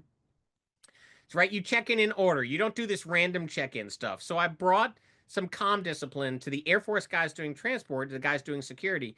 They were happy to have me. So here we are. I'm on one stop, and there's an attempt to change the rules of engagement. And it was just this random rambling, like some captain had taken down the rambling, irate rambling of a colonel or a general officer and said, you need to do this, but there were actually no instructions.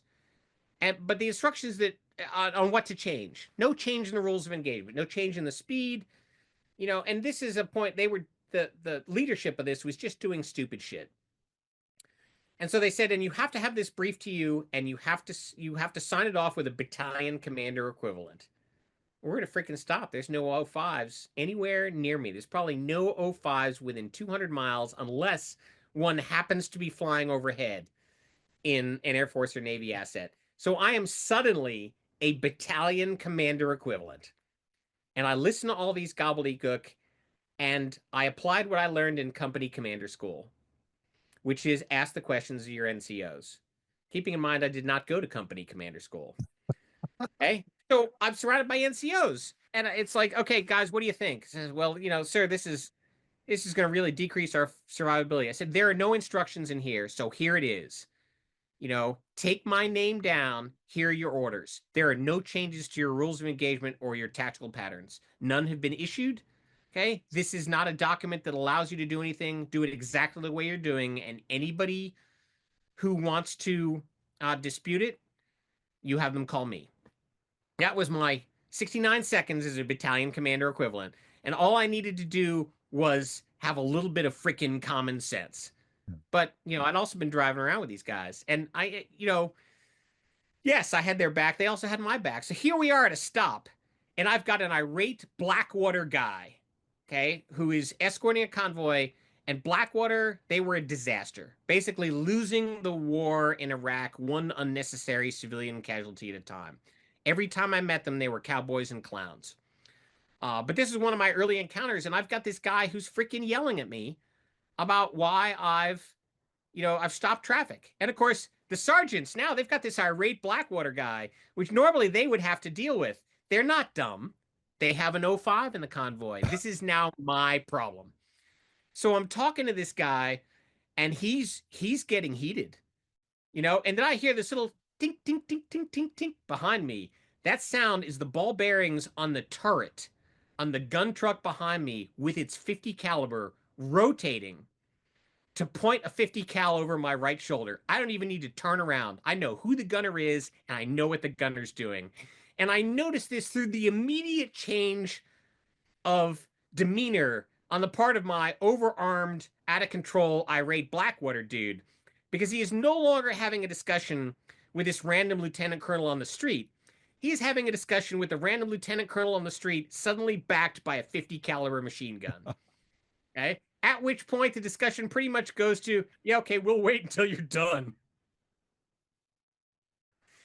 And I didn't get heated. I didn't get irate. I didn't yell at the guy. I didn't swear at him. I was just explaining him the way it was. And then tink, tink, tink, tink, tink, tink. And it was like as if I'd said, and that's the way it's going to be. So soldiers did all that. They did that for me. And I think the gunner, that might have been Wind Talker. Wind Talker had been a guard guy now, but he'd been a Marine Corps Lance Corporal during Desert Storm. So he was at NCO now. And he may have been the guy at the guns, but I can't remember. And he was like me. He could tell endless stories. And I knew he was getting super comfortable, but there's certain things you cannot ignore as an officer. And so we're having a discussion in the barracks, and there was a question whether or not we were going to pull guard duty or whether the local guys manning the fort were going to pull the guard duty. Turns out the local defense was going to pull the guard duty, but the question was, how was going to schedule it? And it's like, well, somebody's going to have to do double shifts. And it's like, well, I can do guard duty. It's like, well, lieutenant colonels don't do guard duty. This lieutenant colonel does guard duty. So it was more likely than not I was going to be paired up with Wind Talker because we'd keep each other awake and we would never shut up. that didn't have to happen. We got to sleep in, but Windtalker is still talking, and the subject gets on to Star Trek porn. Now remember, General Order 1, which bans alcohol, also bans porn. So, and while I, am not there to be the Inspector General, there are certain things that I can't let slide. So as Windtalker gets going, he goes, "There's this website." I go, "Windtalker?" He goes, "Yes, sir." "Don't say anything I have to pay attention to." Yes, sir. And then he goes, "So I've heard that there's this porn site on Star Trek porn."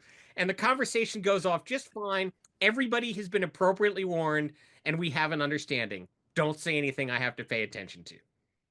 So that was a good trip. That was enjoyable. I ended up with a Nintendo Wii, and I got off at Baghdad, but the guys asked me if I wanted to go farther north, and I would have if I'd had the time.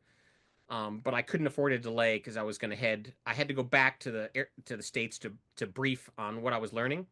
So I got to go back just before Christmas, and I was scheduled for a brief. But the fact is that the Air Force guys I was briefing, they lost control of their own schedule. They took a bullshit standard normal scheduled brief. They gave me 5 minutes. They got no information from me, and they couldn't care enough to rework their schedule to get a brief directly from theater.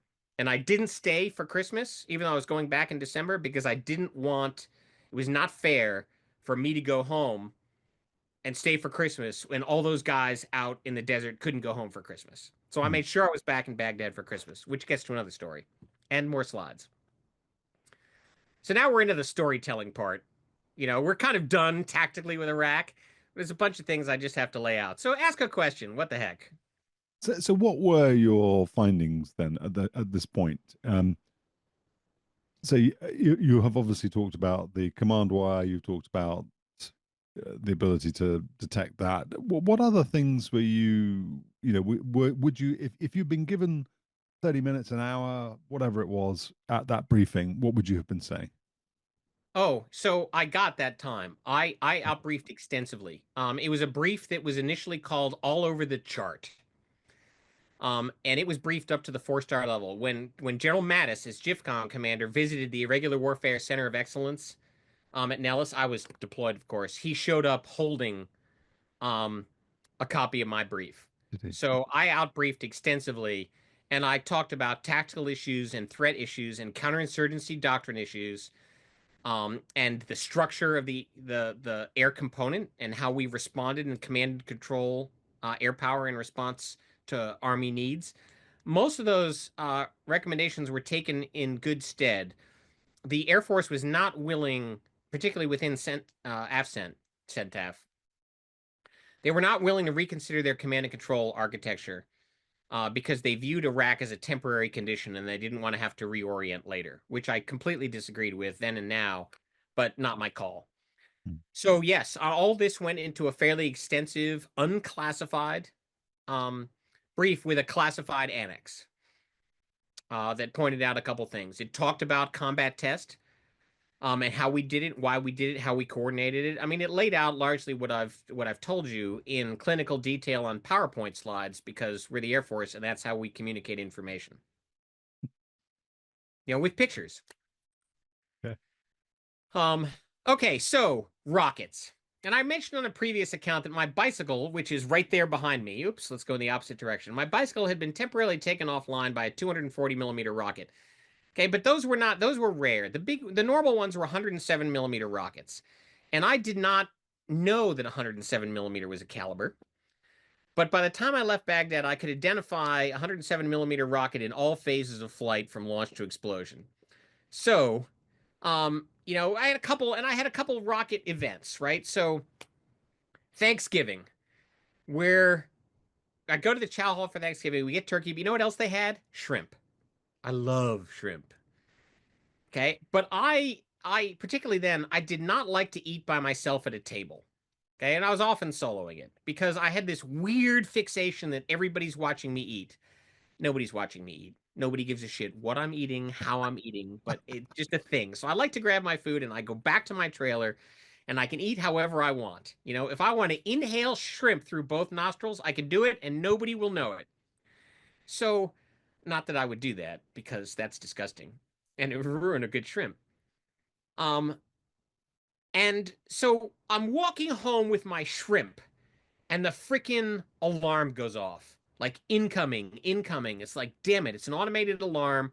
There are rounds incoming. And I look around and there's no freaking good cover. I can run next to the generators.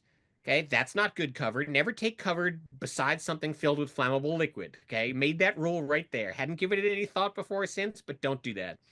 So here I am crouched behind a Jersey barrier, like your highway barrier. That's the only thing I got, giving me like 40% coverage. I'm hunched over my shrimp so that if a rocket lands nearby, it doesn't get dirt into my shrimp. Okay, because I don't want the shrimp to be ruined. So these are like, again, like the Wii, it's the best protected shrimp in Iraq. But then there's another event where I'm out riding, and as obvious from the photo. And for those of you who are not seeing this, when when when Steve disparagingly says I'm wearing spandex, I'm wearing high quality, form fitting cycling clothes. Okay, and I look like a freaking stud. Okay, and the bonus on cycling shorts is that they're padded. Okay, which is not only protective but great advertising. Um, so I'm riding. I ride all the time. I don't like to run, so I ride, and I'm out there with my Camelback and 45 rounds of ammunition and a first aid kit and whatever else I think I need to go around with. Plenty of water. I'm wearing my helmet, of course, because I got my bicycling helmet.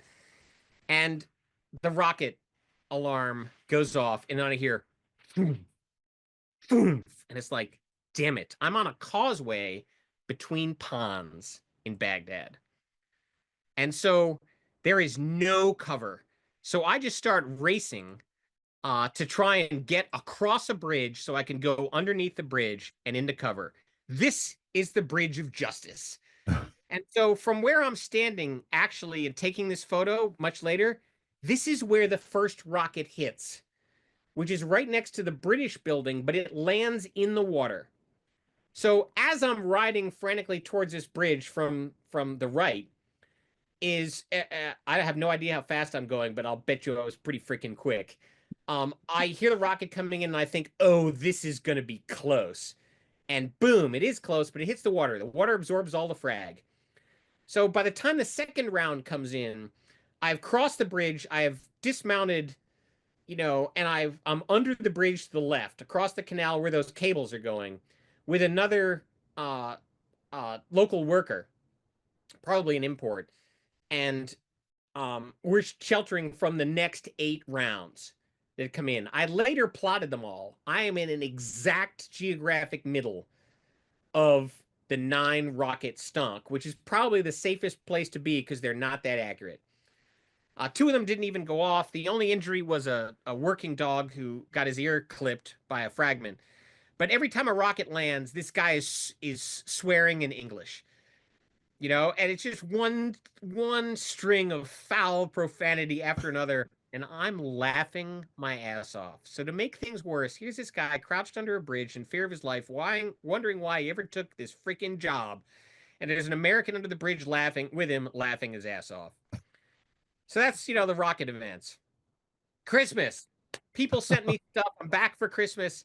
And so naturally, I get Christmas antlers. This is almost certainly from my mom. And so naturally, I put them on my bicycle helmet, and I'm wearing them all over the place. You'll notice I'm wearing a jacket, so it's a little bit colder in Baghdad. And I have numbers of things to distribute. So I'm distributing movies, food, cookies, giant containers of cheese balls. They all come to my office, and I distribute them out. And I don't take them mostly to the headquarters. I take them out to the unit ready rooms. So I take them to the engineers. Most of the movies went to the armorers who get me an M16, put some fancy stuff on it. We traded a couple techniques for clearing malfunctions, some of which they didn't know, some of which I didn't know. And I gave them some of the combat video for entertainment. So, and they were the guys I just said, hey, you get all the videos that are sent to me, and you can distribute them, throughout the infantry. And so that's how I was Santa Claus. So I like being Santa Claus. And speaking of Santa Claus, I remember I told you I'd get back to the Leafblower. Yes. This is why I love the National Guard. So this is before morning on a Christmas morning patrol. which is actually the only patrol I was on in Iraq in which we actually found and destroyed an explosive. Okay, so I got to hit the little clacker on 2 pounds of C4. Unfortunately, the lieutenant had closed the armored door on the det cord and it didn't go off, so we had to send the robot out again with 2 more pounds of C4, which made that much bigger a bang the second time around. But I mean, even the gunner had a Christmas hat, on top of his helmet. So the only thing over the gun turret level was this little Christmas hat. They'd bought a bunch of presents and wrapped them, and all the kids that waved at them, the engineers were distributing Christmas presents on Christmas morning as they did their patrol route through Baghdad. They had Nice. everything planned, and they saved some back so the kids at the end of the route would also get some.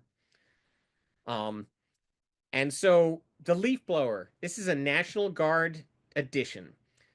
When you pulled up to a box on the road or by the side of the road, you needed to send up the buffalo, and the buffalo's robotic arm has a spork on the end. It's 3 tines with a back tine.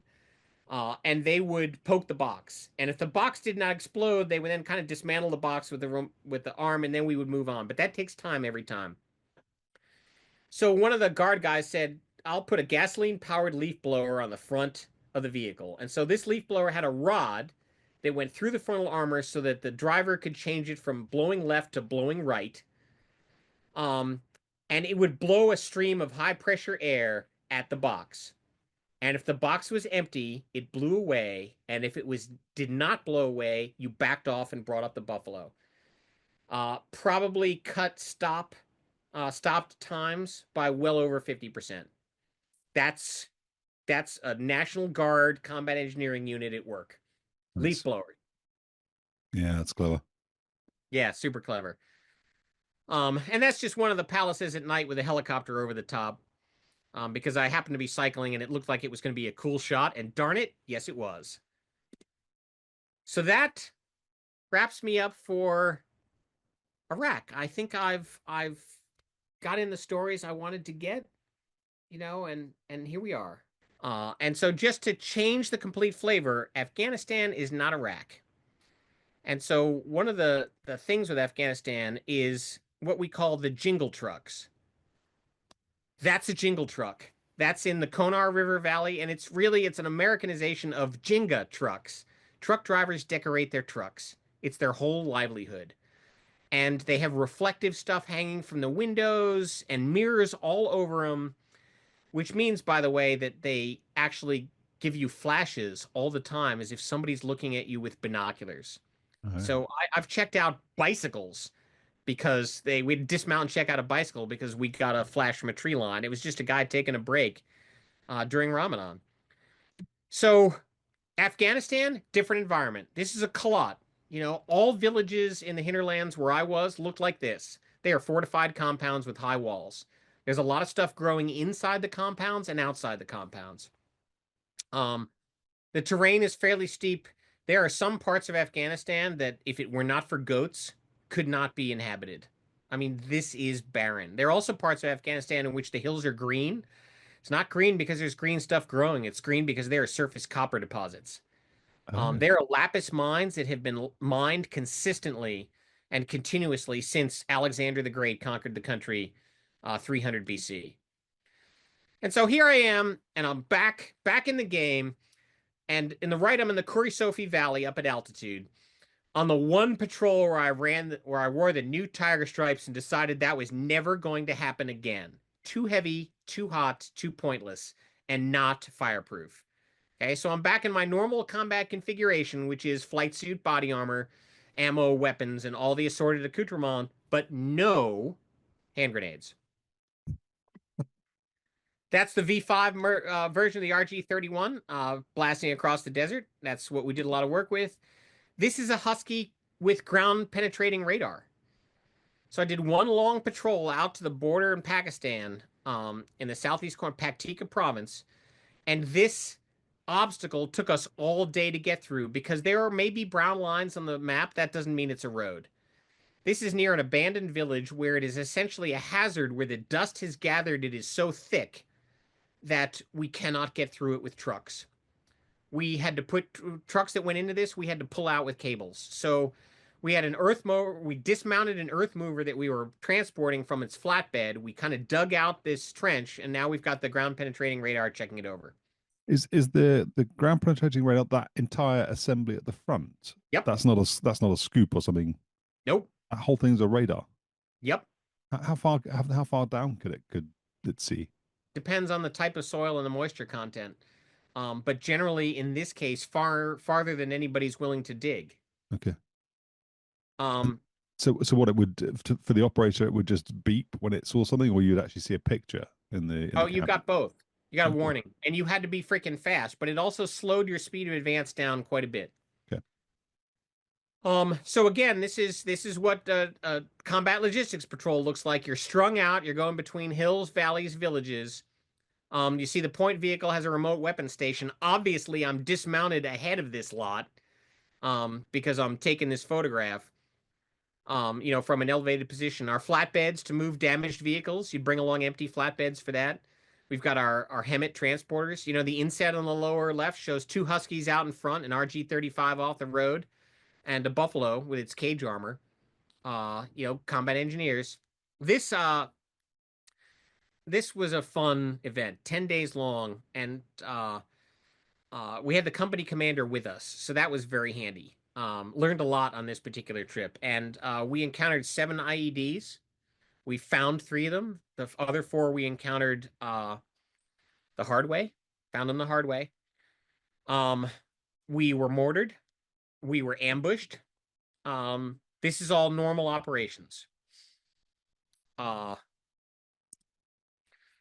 This is, again, now I'm wearing the bandana because the dust issue was horrible. Hmm. So I had fortunately brought along a couple of camouflage bandanas, and I was using them constantly as dust masks. So again, I'm flight suited up, aviator shades, because you had to wear iPro, but because the aviator shades are designed to resist birds, they'll do at least as well as the Army Ice iPro, and they don't fog, and they're prescription. Yeah. So I have advantages here. Here, actually, the company commander's on the left. We'll just call him Captain John. And we are doing a search operation for a downed UAV in a Afghan village. And this is, who thought of this idea? The UAV goes down. It's freaking disposable, right? But no, they divert an entire combat logistics patrol that happens to be there and say, go search this. Well, all the walls look like this. We can't look over them. Our platoon leader, who is a bit of a lunatic, ends up shooting off a lock so he can look behind one of the walls, and all that's there is melons. The Afghan National Police show up, and you cannot trust the ANP. So, in contrast to the Iraqis, when the ANP shows up in their green pickup trucks, the entire threat axis of the platoon changes. So everybody shifts their rifles to not quite point at the police. Okay, and now that's the primary threat as opposed to whatever happens to be in this collage. So this is one of the village headmen that's trying to help us find his stuff. The guys that actually found the UAV were the transportation guys in the back of the convoy who rolled up, grabbed a kid, paid him $20, and he told him where the thing was. Yeah, we this was not the most shining moment. But there we were walking around in culottes. And fortunately everybody had their safeties on. Because there were people who just come out of the buildings and startle you. Note that there's not a lot of glass here. Yeah. This is Buffalo with the robotic arm sporking. So the explosives would often be under the middle of the road for maximum kill value, but the pressure plate's under the tire tracks. So what this guy's doing is dragging a spork to break the wires between, and then the explosive ordnance guys will go and set off the explosion. These are actually 2 separate events, as you can tell by the timestamps. But that's a Buffalo dragging a spork. Again, up on a hill from a distance. This is zoomed in. And you would often see the explosive ordnance disposal guys come out and then pick things up. They'd look it over and they'd pick it up. And you've got an entire vehicle full of combat engineers and me going, when we see a guy reach forward and pick up something that we detected as a bomb, and he walks back to his truck with it and throws it in the back. So that's normal operations. But as we're going down, the reason we're going down to Waziqwa, which is the last fob up before the Pakistani border, is because we're helping the Polish brigade rotate out. So, I mean, this is freaking awesome. I get into the farthest fob, and they have Polish food there, and I'm digging it. I have to say that not everybody is digging it with me. I think I was with the Missouri Guard on this particular trip, and they were not digging the Polish food, but I was. So that was great, and these guys are packed up. Now, this is a Rosamac, which is their armored personnel carrier with its gun turret, and we are stationary and not under threat. How do I know that? Because the driver's taking a nap. So when something's going on in a convoy, the guys that can hear are the gunners and who are up top and the drivers, okay, on the armored vehicles. And so when you see the Polish gunners slam their hatches closed, and the driver disappear and close his hatch, they think something's about to go down and it's time to pay attention. The other thing about the Poles is no matter where they are, they will set up a volleyball net. They will play volleyball in sand and dust that is knee deep. But on the back of some of these vehicles is their volleyball net. Wow. Unroll it, set it up, stake it down, and they'll play a game of volleyball before anybody is even finished unpacking and warming up dinner, which could be an MRE. What does an IED look like? That's what an IED looks like. So on this particular trip, I think this is the one I spotted first. And I spotted it first because the platoon leader had a bad feeling, and we were driving off the road.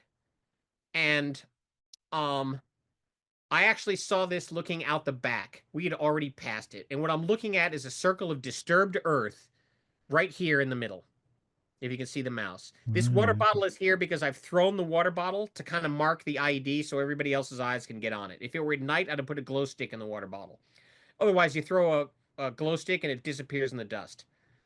Now, I've noticed, I've pointed out my throwing skills. It's nowhere freaking near the IED, but at least it's close enough to give me a reference point. You see the water bottle? Yeah. Not there. It's pointing at it, though. It is pointing at it, yes. So that is an emplaced IED. And what I'm actually seeing where I pointed the circle in the wheel rut is the pressure plate. The explosive is harder to detect. It's under this disturbed earth right here. Where's the pressure plate? The pressure plate is this in it's that water there. bottle. You just follow the water bottle along the wheel rut. That's the pressure plate. Okay. The explosive device is this mound right here. I saw the disturbance over the pressure plate. Wow. So where were you when you saw that? I was inside the back of an RG-31 looking out the back windows calling stop. So you had driven over it? We had driven past it because we were off to the side because the platoon leader felt this was a good place for an ambush. Wow. So we were the lead vehicle. We had the platoon leader, the company commander, the medic, and me in the lead vehicle, which upon reflection may not have been our best move, but I had never actually thought about that until now. And this is, again, we're setting off. Notice how much dust gets kicked up by this explosion. And it's hard to time your shutter for an explosion because it's not like they give a countdown, but it's not that close. The ground penetrating radar and the Buffalo are off, and those pickup trucks on the hills, those are the guys we're pointing the 50 cals at. That's the Afghan National Police. You will note they are not on the road. Yeah. Okay, odds are good they're in the pay of the local insurgents anyway. That's another look at the Husky with a ground penetrating radar. It's currently in the retracted position. And that's the way back. So on the way back, the adversary is not stupid. So you can't tell from this photo, but this is in a series of S turns. So they had watched us use the ground penetrating radar on the way back, on the way down, and on the way back, they realized that they could place an explosive device such that because the vehicle was in a turn, the radar would not cover. This was an S turn among a bunch of wells. So you had to make it. And that's where they planted the IED. And so this is the one that exploded. You can see the crater underneath the vehicle. Yeah. That's where the smoke split in a V, and that's where we pulled up next to the guy and extracted it because the hatch is on the top. Extracted the driver out of the top of the hatch. Wow. And then while we're waiting around to get this thing loaded up on a truck so we can move it because it's immobile, the Rosamac, the Polish APC, takes up a overwatch position on a hill and hits an anti-tank mine. the enemy had completely plotted out exactly what we were going to do in this case. And so I'm dismounted looking up and I hear this bang and I look there and I see a cloud of dust and the entire wheel assembly from a Polish armored vehicle 100 meters in the air and flying perpendicular to my position. So again, we hop in the RG-35 and we go up to the Rosamac because, like I said, we've got the medic and the RG-31. The RG-31 has hatches on the top two as well as the back and the front. So I pop out and we say, "Hey, do you need a medic?" And the Polish soldier inside goes, "Fuck that," or he says, "Fuck medic. We don't need medic. We're in Rosamac." So there was a slight tear in the hull, and these guys were as far as they were telling us, uninjured. So we towed that sucker back to base, and that's where it was, the following evening before sunset. Wow. And I don't want to say that you don't see cool stuff in Afghanistan.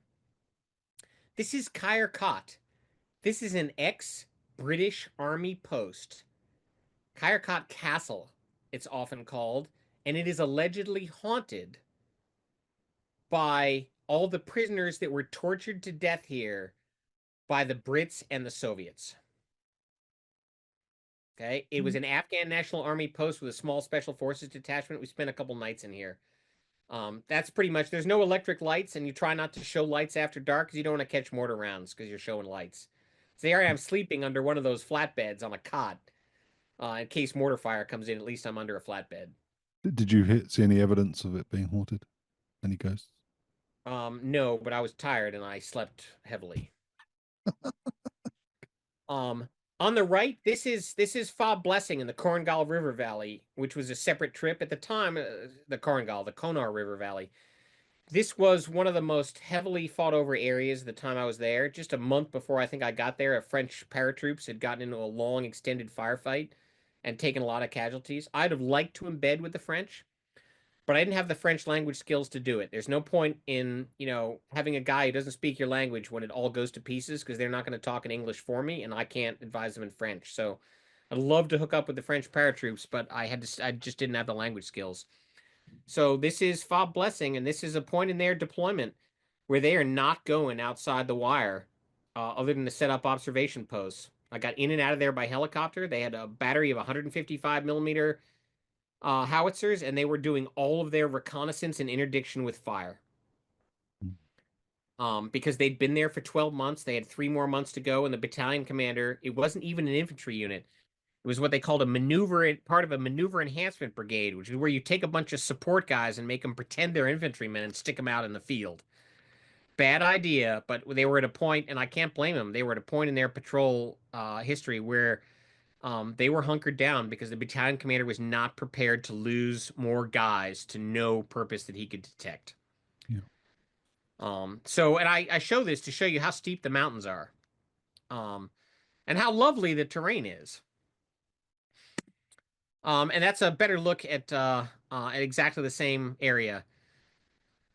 There's some kind of water buffalo thing in the foreground. Could be an extra large dog. We've got a Kiowa scout helicopter temporarily there. And that's where the helicopters came in and came out. We were doing emergency resupply of artillery shells all the time. That's how I got in and out. It was basically hopping on board resupply. All right, so just from those mountains, then did you get shot at from those? Would the Taliban or whoever it was, would they have been up there in those mountains shooting down onto the camp? No, because there was no point in it. There was no reason to go shoot the Americans because you would have had to tote your AK-47, your RPG up in the mountains. And why bother? The Americans were completely ineffective. It's not like we were affecting Taliban operations in the area. We were just shelling people and pissing them off. Yeah. So the only people up there were our guys with observation points. So again, I'm running around Afghanistan and I'm doing a bunch of stuff. I mostly was up in Paktika province. Did an overnight to Kandahar because I was escorting General Holmes, who was once again endangering his career by being my boss. He was also sink skunk, so this was not the last time I would endanger his career. But he was the wing commander at Bagram, and I spent a day as part of his protective detail, like the day I arrived, walking through a hospital with a rifle, which is frowned upon, but too bad. That he turned at Bob Salerno, you know, um, hooking up with various units both out of Bagram and flying out of Kandahar up into the river valley and the long combat logistics patrol, whatever locally was going around. I do want to do a call out for Private First Class Ford. So, one of the things that this is where you get the troops comfortable with you. One of the things um that I did is I had a very specific use of tracers in my magazines. So for my ready magazine, the first 2 rounds are always tracers. And the reason behind that is because a guy in a car might not be able to hear a warning shot. But if you zip a tracer across his field of view, it's a different ball game. Um, so I was in Afghanistan. I was able to effectively use the laser on my rifle as a warning, so I never needed to fire a warning shot. I did cue in the laser, flash it across somebody's windscreen. They get the idea in a hurry. Mm. So that was usually when we were, dealing with a disabled vehicle for one reason or another, and other trucks are coming along, sweep the laser across the windscreen. They get the clue. Um, my marking magazine every second round is a tracer in case I need to mark a position for aerial support. So I need tracers, and I have them. I don't even know if this is a smart technique, but like my 11th and 12th rounds remaining were tracers. So if I fire 2 tracers in a row in a normal magazine, I know I've got 10 rounds left after that second tracer. So, but the Air Force didn't have any issues. So in Afghanistan, Private First Class Ford, who was the saw gunner, M249, hears about my problem and he comes to help me out. He helped me out on everything. Okay, and he strips out a 100-round belt and gives me all the tracers. And so I've got that's great. I really appreciate it. And he says, "Hey, I've got armor piercing too. You want armor piercing?" And I cannot actually think of a use in my magazine loadout for armor piercing rounds. It's like, no, thank you, Private. It was nice of you to ask, but I can't think of a use I would have for armor piercing rounds. It is enough for me that you have armor piercing rounds. And he accepted that. But one of the things I don't like to not have ice in my drinks. This is a problem in Afghanistan. It's a problem in Iraq too, but it's definitely a problem in Afghanistan. So we're on this long patrol, and I'm in the middle of freaking nowhere. But the base has an ice machine. It's freaking awesome. That's the good news. The bad news is it's non-potable water. It's the stuff you're taking showers in, which you're not supposed to drink. So I can't put ice in my drinks. Private First Class Ford grabs a 100-round magazine, strips the belt out of it, punches a couple holes, makes a carrying strap out of parachute cord, and next thing I have is I've got a water holding container that I can wrap ice around a water bottle and walk around the fob like a doofus, but a doofus with cold water. So, so that's kind of where we are in Afghanistan. And again, I come back, and this time before I went, actually, the Army's Training and Doctrine Command had given me a bunch of questions to ask, and things they wanted me to look at because after they saw the first report, so I had a list, I had objectives, I had things they wanted me to look at, so I gave feedback to them, and I come out with a second report that hits multiple service 4-star levels, and that's called "Here Be Dragons." You didn't call Um, it that. Pardon? You called it that. I called it that because I was essentially off the map. I mean, even when I've got the maps loaded on my GPS, it's a freaking brown line. It's mostly imaginary. I mean, I'm Yeah. surrounded by nothing. There are no features on these maps. Nothing I can use to navigate. So I'm fairly well equipped. But you're in the middle of nowhere, Afghanistan. So that briefing went well. And I tried to get up. I had noticed that the Army was sending they've got a program called FAST, Field Assistance Science and Technology, where they send scientists and engineers forward to FOBs. With that ground penetrating radar, every base we stopped at, we had a helicopter show up with 3 engineers from, I think, Georgia Tech Research Institute, guys in their 20s who would follow us fob to fob on the helicopter and debrief the guys after every mission. What worked, what didn't work, how was the warning, why did you get blown up? Um, so we never had Air Force. But I ended up being the sole Air Force scientific and technical guy in country, and that's because I gave myself the job. and tried to make connections. And I tried afterwards to set up what I called the combat scientist problem, where the Air Force would send our scientists and engineers, just like the Army does, to major bases. And it didn't happen. Why? Because the colonels at AFCENT didn't feel it was a valuable a use of valuable resources. They didn't want to do it. They didn't see the value. They were, perfect in every way, and so there was no need to bring technical guys forward for education or for any other reason. I'm still pissed about it. Obviously, another opportunity flushed down the toilet by people who were making judgments about in the theater, but about countries they had never been in, and operations they had never seen. So it kind of set up a conflict.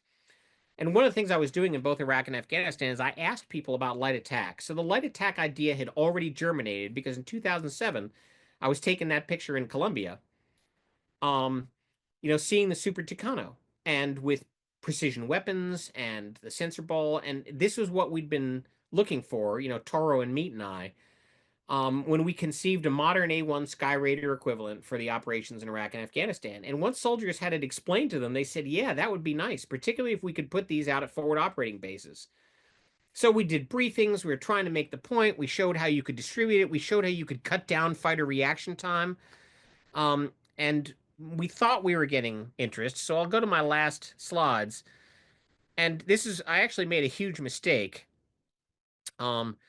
Is that I was offered when the MC-12s got spun up, I was offered the OPSO position to go out, and I made the mistake of thinking it was more important for me to stay on the staff and push light attack because it looked like we were going to get over the hump. I was wrong, and it's always a mistake to turn down an operational deployment, and that's a time I made it. It's the only operational deployment opportunity I ever turned down, and I regret it to this day. So Expound on that. Why? I thought that we were about to get light attack in the United States Air Force. And I thought that I was important enough in the process as the primary push that if I went to Afghanistan or Iraq for 3 months, we would lose the momentum. I misjudged the momentum. I definitely should have gone out with the MC-12s. Staff officer mistake.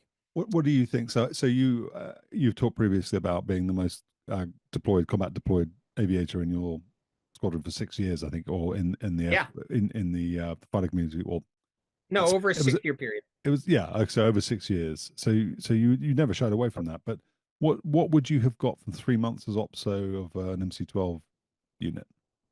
Operations. Okay. That's what I'd have gotten. I'd have gotten another opportunity to run to the sound of the guns. That is more valuable a career opportunity than anything I would ever be offered. That's why I went to Iraq and Afghanistan, because the general officers who gave me the opportunity knew that there is nothing more important to me than the opportunity to run to the sound of the guns. Okay, but you're a thinker though, so yeah, and I think I'm a lunatic. No, but I don't know. I'm sort of I'm just second guessing you really. I'm just thinking. To me, it would make sense. So MC-12 has been stood up. They're going to go and do their thing. 3 months doing that, or you stay with something that could truly be sort of material in the way, changing the way that the Air Force does business. And I could understand why you would say that I'll do that. That's yes, and that was my logic. And I recognized the logic at the time. What you and I are both failing to consider is that the Air Force doesn't move that fast, and I'm a cog in the machine. So whatever happened on the MC-12 side in those 3 months, or on the OAX side in those 3 months, I was going to be irrelevant to it. Yeah. Okay, but it didn't look that way from my vantage point. Yeah. So the MC-12s went on just happily without me, and the Air Force went on ignoring OAX just happily with me. Okay. But I was back, and so this photo's in 2010. So I went back as for an air power assessment, and this is the ground crew, Afghan ground crew, on an MH17. I just come down from a flight. Somebody wanted a picture, so we took the picture, and I made sure that each of these guys got a printout copy of this picture for themselves because they weren't going to have, cameras or iPhones. Hmm. Um, this was the ground crew. And so I was hugely impressed by this helicopter. We went up with Afghan pilots, the advisor American pilots, a door gunner, and me. They had this helicopter at 13,300 feet, and I'm still looking up at the mountaintops. Not only is that amazing for a helicopter, because 700 more feet and we'd have been required to be on oxygen. Yeah. Um, and that just tells you something about Afghanistan. So I went back to do an air power assessment. So I wrote the tactical portion of the 2010 air power assessment that resulted in the plan that General Moseley signed off on to acquire light attack and armed helicopters for the Afghan National Army Air Corps at the time, eventually the Afghan Air Force. So that was actually my plan they executed. And in the process, I torpedoed the idea of giving them L-159s. Okay. Because they weren't going to be able to handle them just yet. I trolled the idea of upgraded L-39Cs or later models. The Afghans weren't interested in them. So anyway, they ended up with some combat power, but this is my one relevant photo from that, which again gave me good exposure to small Air Force design, which led to 2012 and the AT-6 doing an evaluation at the AATC in Tucson by the Air Guard. And so this is either before or after my first flight in the AT-6. Which was a great time, and it was part of the test program, and I did a backseat evaluation. That was my contribution to it, was to evaluate the pilot or the Wizzo vehicle interface in the backseat, which was not as good nearly as it would eventually become. Between this and 2018, the aircraft is going to undergo some major steps, which we will talk about in the Combat Dragon 3 episode, and even more in the Flying the AT-6 episode. Okay. That's to look forward to. Let me before we end then, because I think we are there. Let me just ask: will we talk at that juncture about L-159 and L-39 for Afghanistan and the reasons behind them saying we don't want L-39 and you saying they're not ready for L-159, or should we do that now? Oh, we'll do it now because I'm going to totally forget about it. You're going to forget about it. The audience doesn't care anyway. Okay, so tell us about that. So Honey Badger looks like an interesting airplane. That's the I think the nickname or the name for the L-159. Why didn't they want L-39C, and why didn't you think they were ready for L-159? So there were actually 3 L-39s on base.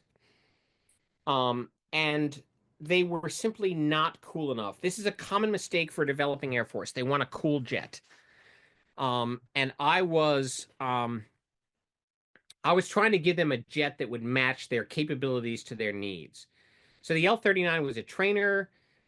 There were attack variants built with hardpoints. There were upgraded variants that had NATO standard weapons avionics. That's what I thought they should have, was an upgraded L-39. It's the most common jet warbird in the United States. Hmm. There's a big market for engine upgrades, for maintenance. There are things you can do to it. There are plenty of companies that do the upgrade work. They're relatively cheap to operate. They cost about $1,000 an hour. They are not high fuel consumption. They are ejection seat aircraft. And the Afghans had pilots who had flown the L-39 before. The L-159 was in the mix because we had NATO advisors, because it was ISAF, it's the International Security Assistance Force, and the NATO advisors were pushing the L-159 because there were no other customers. And they wanted to give them to Afghanistan in order to actually get the U.S. to pay for L-159s that they would then hand off to another Air Force. We weren't prepared to train them. And until they got through a successful light attack with turboprops, they weren't willing to have jets. They weren't ready. They weren't going to be ready. You cannot buy air power off the shelf. Air power has to be built. For Afghanistan and Iraq, we tried to buy them an instant air force, and it didn't work in either case. Hmm. In Colombia, we assisted them to build an air force over a decade-long period, and it worked like a champ. We've got the same problems in Iraq, and the people are arguing or in Iraq. We've got the same problems in Ukraine today, and that people that are arguing we should buy the Ukrainians an air force, and you cannot buy air power. You have to build an air power enterprise. So I torpedoed the L-159. One of the things that was going on at the time that was way more influential, I think, than any single thing I did was there was a Navy commander who was trying to teach the air commandos that they needed JTACs and to try and teach them basic CAS procedures. He knew they weren't going to get JTACs, but he might be able to get through forward observers. So he's trying to train forward observers. So it's one of the reasons I think why later, when I went back in 2014, why the Afghan commandos were essentially the only capable military force in the Afghan military. They would retake ground that the Afghan National Army would then lose consistently, but at a slow pace. That's the way operations went afterwards, and that's because the commandos had better training levels, they had more capability, and I really credit an unnamed Navy aviator attached to the headquarters in 2010.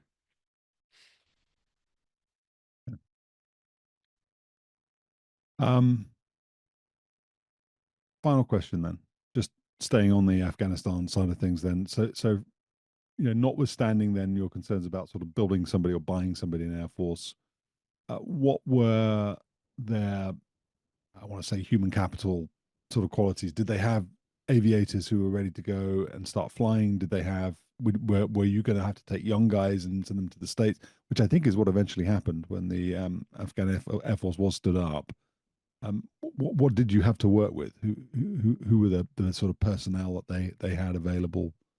Because my understanding is that when you guys got to, sort of Bagram and Kabul or whatever it was in October 2001, there were just little MiG-21s and MiG-19s and, well, not MiG-19s, but MiG-17s sitting as wrecks on airfields, and they hadn't flown anything in a long time, and so presumably there was no one current in anything at that point. No, well, there were still guys that had flown like MiG-21s to the Northern Alliance. So at the Okay. time, and unfortunately I can't remember his name, in 2010, the Afghan Air Force commander was actually a Soviet-trained qualified cosmonaut who had fought for everybody. He had flown for the Soviets. He had flown for the post-Soviet Afghan government, essentially the Northern Alliance. He had flown for the Taliban, and now he was flying for the interim government. And he said, I simply cannot have any of my older pilots in this stream because they only ruin the new ones. Yeah. So the average Afghan pilot training candidate was above average by American standards. They were typically selected from essentially the upper class, but they had to have their English skills. They had to have their aviation skills. We had to train them from the ground up, but the product was generally good. I did another assessment when I went back to Afghanistan a couple of years later. General Holmes sent me back again in day during his career, sent me into Afghanistan to do an assessment of the 829, which a lot of people, when I wrote it, I held back. I didn't pull any punches, but my shit was accurate. Okay? And naturally, it caused a stir because the last thing you want getting back to the Pentagon is accurate reporting, which is why I was sent out there in the first place. But yeah, so I was impressed by the guys, but you have to realize what you're dealing with is you're building one step at a time, and you teach them to drop bombs and strafe with guns. We were not up to laser guided bomb dropping and so on. But all the air advisors that were there, the Americans that were actually training them, said, pretty much these guys are above average as compared to their equivalents coming out of the U.S. Air Force pilot training. So they went through the 81st Fighter Squadron, 81st Fighter Squadron, which was a Weasel Squadron at Spangdahlem when I was in it, and they were down in Georgia at Moody Air Force Base. That's where they did the Afghan training in 829s. I went into their squadron bar after paying them a visit. The first time I flew the Super Tucano, I think, must have been. And there it is. My name tag is on the Velcro behind the bar from when it was a Weasel Squadron. So that was Really? super cool. Wow. But yeah, the human capital on the maintenance side was a disaster. I mean, the vast 90% of recruits across the Afghan National Army were illiterate. And the Afghan National Army Air Corps, again, 2010, was trying to pick the cream of the crop. But even the training manuals were having to be redesigned to essentially use more diagrams and less words. Now, one thing the maintenance advisors did tell me is that the Afghans were amazing visual learners Yeah. in that you could show them a diagram of all the parts of a turbine engine on a helicopter, and given that to reference, they could rebuild that engine. Really? Uh, he just said that um, they had not had an educational process that mirrored ours in any way, and because of that, they had to learn how to pick up things visually, and they were extremely, extremely good at it. Wow. So give a guy a manual without pictures and he's lost. Give a guy a bunch of pictures and tools, and it was a different ball game. But they never got away from dependence on U.S. contractors because again, the time frame was too short, and you can't buy air power. Final question then, and maybe this is something you'll just cover when we talk Combat Dragon 3. So to get the sequence right, next interview is going to be with Hanky. We'll talk Combat Dragon 2, which is the Bronco, the OV10, and then the 86 and Super Tucano, which is you've already referenced as A29. That will be part 4. So maybe you'll cover this, but why did the Afghan army or the Afghan Air Force end up with A29?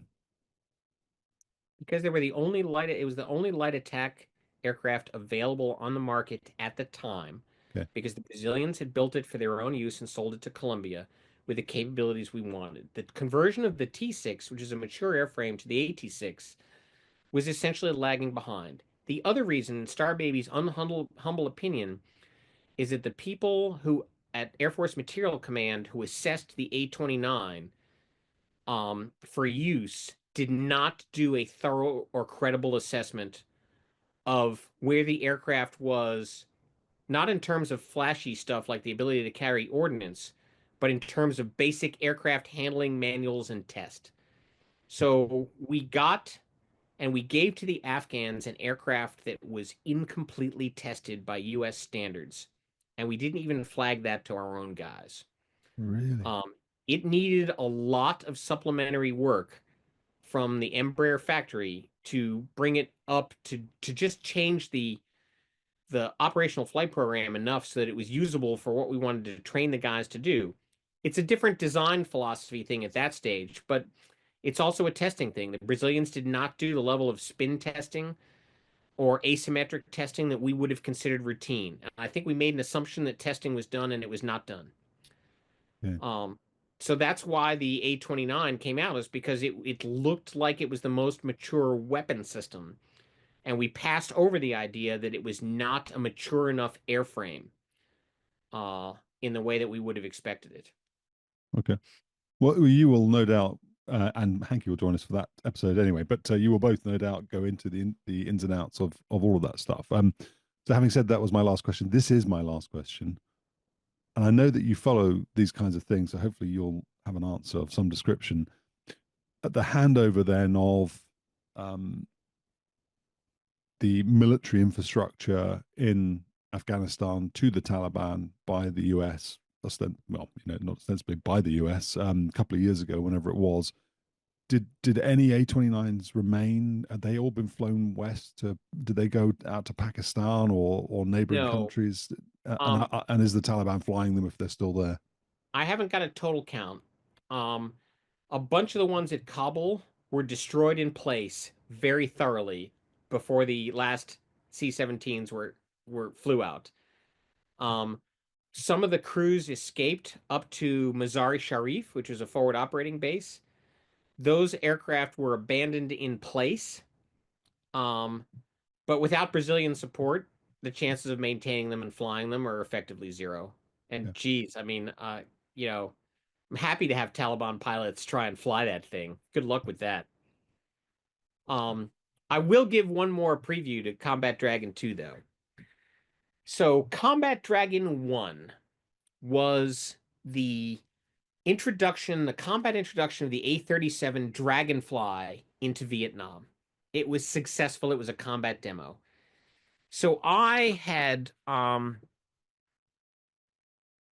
proposed Combat Dragon 2 as to General Mattis when he was CENTCOM commander, as an introduction to the AT-6 and the A-29 into Afghanistan. In the process, I made the mistake of making what I thought was common cause with the Navy's development group. And an F-18 pilot who I shall not name, but his name rhymes with dickhead, uh, basically stole Combat Dragon 2 from out under my nose by saying, hey, we have OV-10s that can do this right now. We don't need to go AT-6 or A-29. That was attractive. It was also a line of bull. Okay, the OV-10s they thought they had were not in flyable condition. It took them years to get ones that were in flyable condition. My understanding is they were G models they had to borrow from NASA. But Hanky can no doubt tell you more. So that was I basically had the Combat Dragon 2, the concept stolen out from under me, um, and a line of bull pitched to General Mattis, which he bought. And so again, it ended up making sure that we never did a combat demo of the AT-6 or the A-29 while using the OV-10 to support special operations work, but that was completely non-replicable. Okay, if you took OV-10s out of wherever you managed to find them, you were never going to be able to do what we needed for light attack. So the first stake that was driven, into the vital organs of the light attack proposal was done by guys who essentially bogarted the Combat Dragon 2 for their own special operations purposes. And that leads us up into Hanky in the next episode, where he'll talk about flying the OV-10G in combat. Nice. And that also leads us to the ending. So that's a nice little liner up for episode 3, and then we will It see is. you again in Hanky, episode don't screw 4. this up. Okay, Starbaby, that's very, very interesting. I know nothing about the ground side of things, so this has been very educational for me. But I'll be honest and say I'm looking forward to getting back to talking about flying. I know. I mean, I'm trying to make this kind of stuff. It's exciting to me, and it's good stories. I mean, people wanted to know about the Wii search, and there's tons of things they didn't want to know about, like padded shorts. But heck, that's the way it works out. Oh, there's no doubt this has been entertaining. I mean, any and every Starbaby is entertaining. That's a given. So I just like talking about flying. So